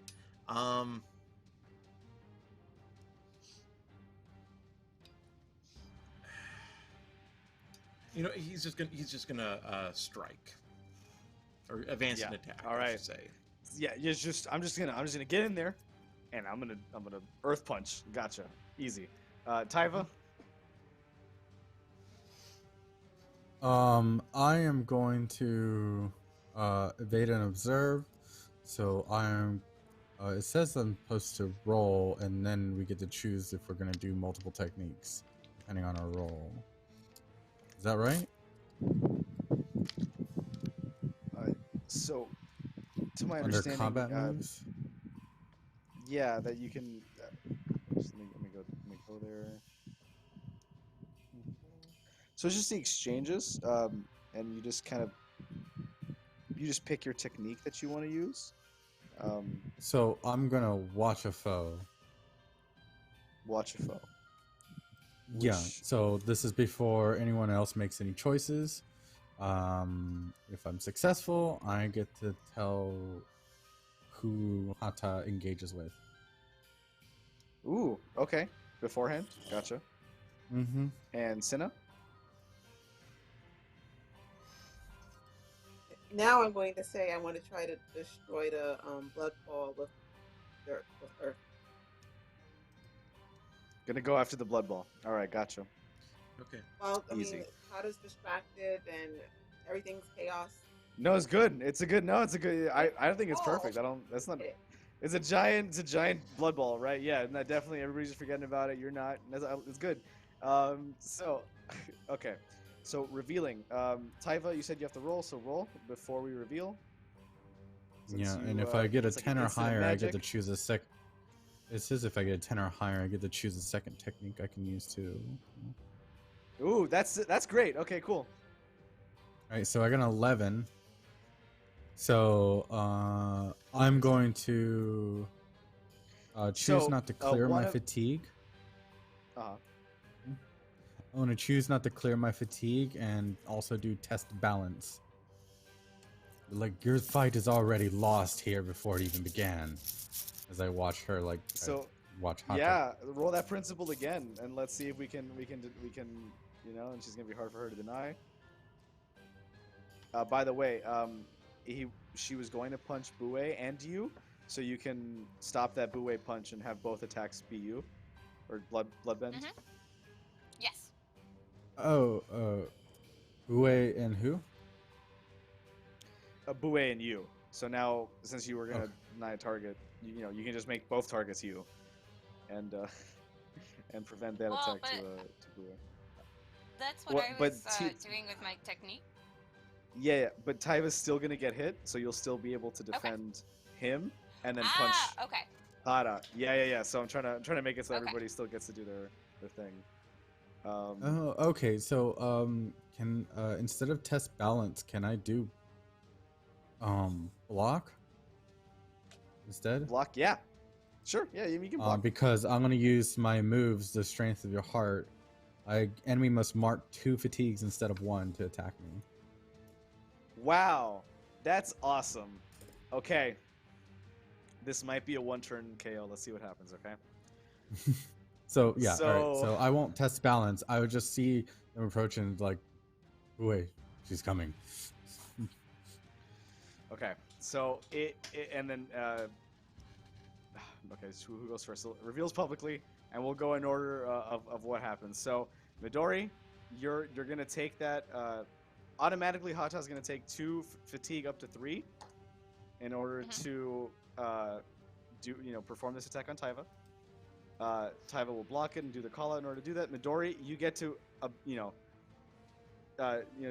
do the Akita method and block and retaliate. Please do that Yes. hit for me, and let's see. And then if you get this, Okay. this might be over. What? In which case, I I'm need to guessing get it's used to combat focus? in this game. It's Yes, focus, right? it Okay. should be. Yeah. So plus 2 is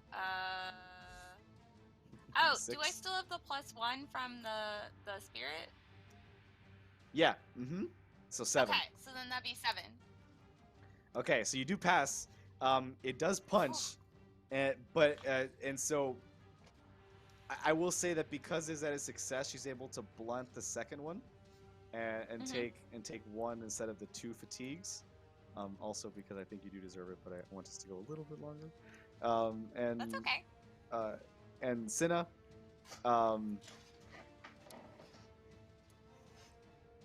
well, in this How case, many I'm sorry, and fatigues do I take real fast? just 1. Just 1? Okay. Buwei, what was? Yeah. Buwei, what was your move again? Advance and attack. Advancing attack. Great. So, So- let's do that first. Okay. Now that we're done with the defend and response phase, let's move on to It's a defend and attack. 5 and a Or to advance and 6 for 11 somehow. Okay. Okay. So you are able to do this. You are actually able to. Please describe how you knock out this leader bloodbender. I would love to hear it, Buwei. Okay, so Tyva off to the side, just taunting her. She's trying to, make essentially like shut him up with the blood bending. Midori comes out. Buwei just brings his foot down, and you see the earth around her feet crunch up. Just messing with her balance, throws her off kilter. One final blow, one more stomp. He just brings his arm up, and this wave of splintered stone just comes up and wails on the bloodbender. Her beautiful ornate robes tatter as she kind of falls to the ground with hair everywhere. The bloodbenders are having a harder time than ever to keep the ball together as Cynna finally gets their chance to go ahead and attack this ball. Cynna, can you please let's just do like a I guess this would be earthbending, so let's do a push your luck or rely skill. So either roll passion or focus, whichever one you want to.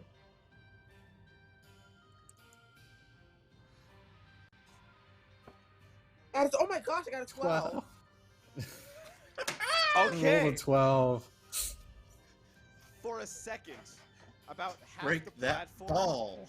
raises off it, like literally half this platform at the midpoint just kind of screets up, with about 8 of the bloodbenders on it, sliding into the ball, as it picks up velocity, this half section, and kind of crashes into the ball at about 80 miles an hour, destroying half of it and like bursting it with the surface tension like I described earlier with the coin leaking out. So now there's like this pouring of a boil that was just lanced finally out onto the side of this mountaintop, as the wave of blood starts to fall out, and it kind of starts to eat itself and eventually disappear.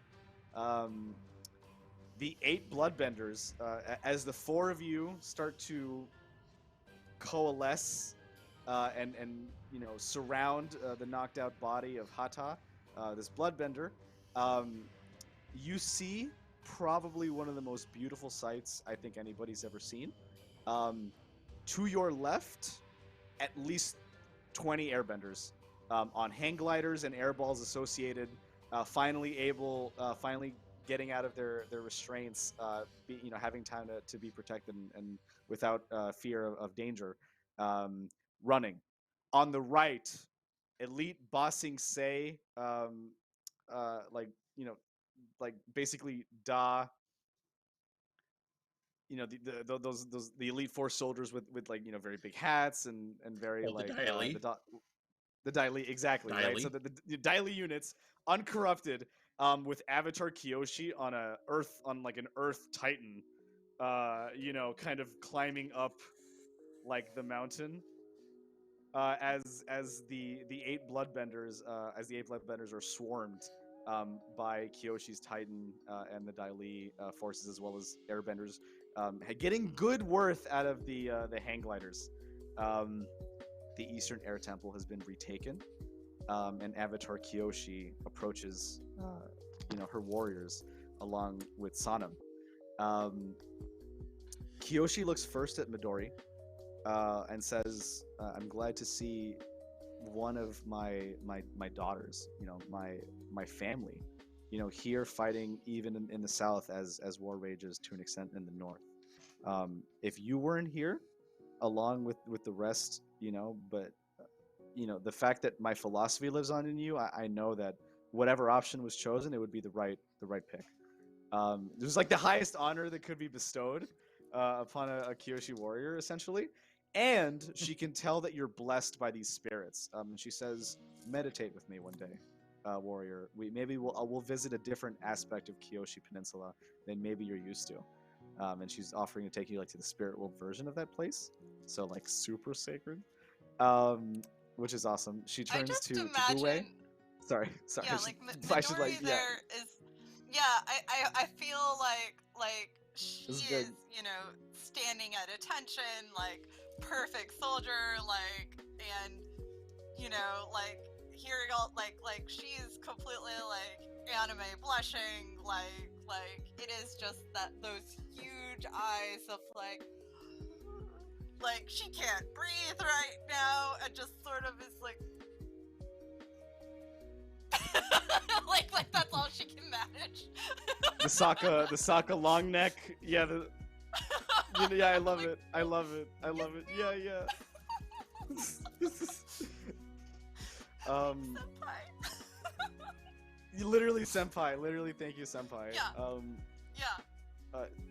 To Buwei, she hands you a deed, and she says, "It's time that you start your own. You know, you help us expand our effort within the Earth Village, within the Earth Kingdom, and you now have like this deed." To like a new plot of land that you and a select group of like farmers can take and settle and like distribute like land ownership amongst yourselves, and basically start a new community.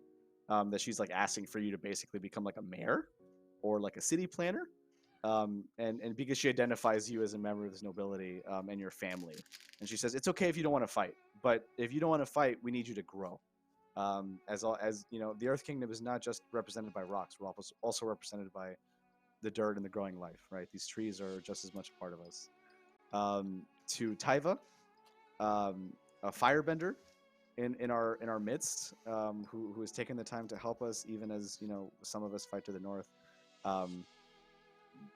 Having you here is a huge stand of confidence that the Fire Nation and the Earth Kingdom may live together in harmony for all generations that may come, right?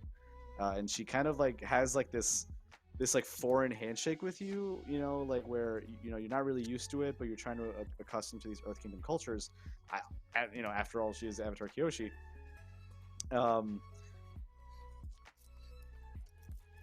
You know, like she's basically offering for you to take into this pact with her. Do you accept?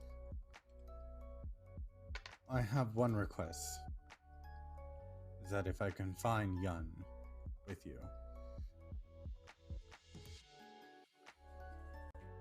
You would like to fight for me, hmm?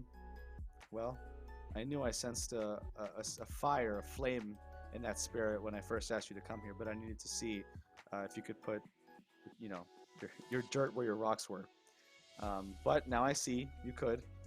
Of course. Yun is yours as much as he is mine. Welcome to the Elite Guard. And she hands you a Dai Li like hat. Probably one of the first non-Earthbender Dai Li members ever. Yeah, new hat. New hat. You got a new hat. Ooh, the hat is back. Yes, I'm so glad the hat is back. Yes. You do get the hat back. And you know, she bows, right? She gives a formal bow. And you can as well. And Cynna, she says to you, you know, as somebody who experienced both the civilian life in the Earth Kingdom and the Fire Kingdom, I've never seen such bravery from an Earthbender like what I saw here today. Many of my Elite Guard would run or flee as far as they could from something of that magnitude controlled by so many vendors, but you didn't. You tricked her, and then you looked her right in the eye and you bashed it. I'm sorry I couldn't get there fast enough. I was almost in time, and you remember this prophecy that this thing that Minden was telling you about, that she was on her way, but she wasn't going to make it. So her scouts were always looking at what was going on, reporting back to her, and she was hoping she'd get there in time before anybody got hurt. But then she goes up over the ridge and she sees Hata with her butt kicked, and everything's good. So Kyoshi does, you know, she binds Hata in this earthen, you know, kind of like prison, you know, binding like her hands and her legs, similar to what was going on with the airbenders, and saying, you know, not so fun when you do it to others. She propels them away on an air current where Hata starts yelling, and then you see behind you a burst of like fire. So she's using at least 3 elements to like jet propulse a boulder back to Ba Sing Se or Waisho Village, so that she can figure out if there are any other bloodbending sects or really any other threats to her kingdom as she tries to solidify the Earth Kingdom. As everybody, the Zopa, Tashi, and Sonam, the Grandmaster, kind of all congregate along with the other air nomads as they hug it out, and the Eastern Air Temple is free once again. As dawn starts to break after the on the new horizon, the day after the summer solstice, you as bending warriors feel like you've achieved a sliver of peace for the Earth Kingdom for at least several hundred more years, and that the Eastern Air Temple is safe for hopefully forever. Right? What else could happen? We'll stop it here for tonight. But thank you so much, everybody, for coming and visiting and seeing our Avatar one-shot requested by the community. I want to thank our sponsor, Weave the Tail, for hosting us once again. This is a fantastic experience with them. Go check out Magpie Games on their Kickstarter for a great, new game, and you can pick up the quick start already that we're playing. This was my first time playing a Powered by the Apocalypse game again, and I loved it. I loved how narrative-focused it was. I want to play more of it. My name was Anthony, and you can find me on Twitter here at Prainntheplague. And we'll do outros with the cast to plug whatever they got going on, as well as their personhood as we cycle back to the world map. Yep. And we'll start once again with the wonderful Kyoshi Warrior that was played tonight, Midori, by Savagesparrow. Please take it away. Hi, I'm Chen. I go by Savagesparrow on the internet, and tonight I play Midori, the Kyoshi Warrior, Guardian archetype. And I had so much fun. I love this universe so much. Thank you so much, Anthony, for letting me be a part of it. And it was so much fun to play with my fellow castmates and everything. It was such a good time. If you like me, I play on our sister channel, Penny for a Tale, every Sunday. Pathfinder, as run by the amazing and incredible Kyun. I also will, next season on Weave the Tail, be running a Dune game. So if you are hyped for the movie or want to see how super awesome the Modifius 2D20 Dune tabletop adaptation is, please tune in. It's going to be awesome. I'm so super excited. The book is super fun, and it's going to be a great time. We have an incredibly talented cast, and I am just going to have so much fun enabling them to be terrible people. Otherwise, please check out Savagesparrow.com. It is my super awesome website for nerdy shirts, apparel, and accessories. And Patreon.com/Savagesparrow if you want to follow all my artwork. Thank you so much. Steve. Hello. I'm Steve. I played Buwei Chen, the earthbending successor. That's the archetype. Don't really have anything streaming now. I sometimes pop up here and there on various channels. I'm so glad I was able to slip into this game. Great time. I really look forward to playing more of this particular system. It's my first time playing it too.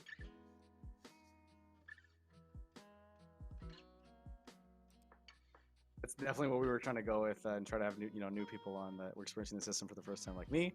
And I'm really happy to have you. Balumunka playing the amazing Tyva Kyun. Thanks.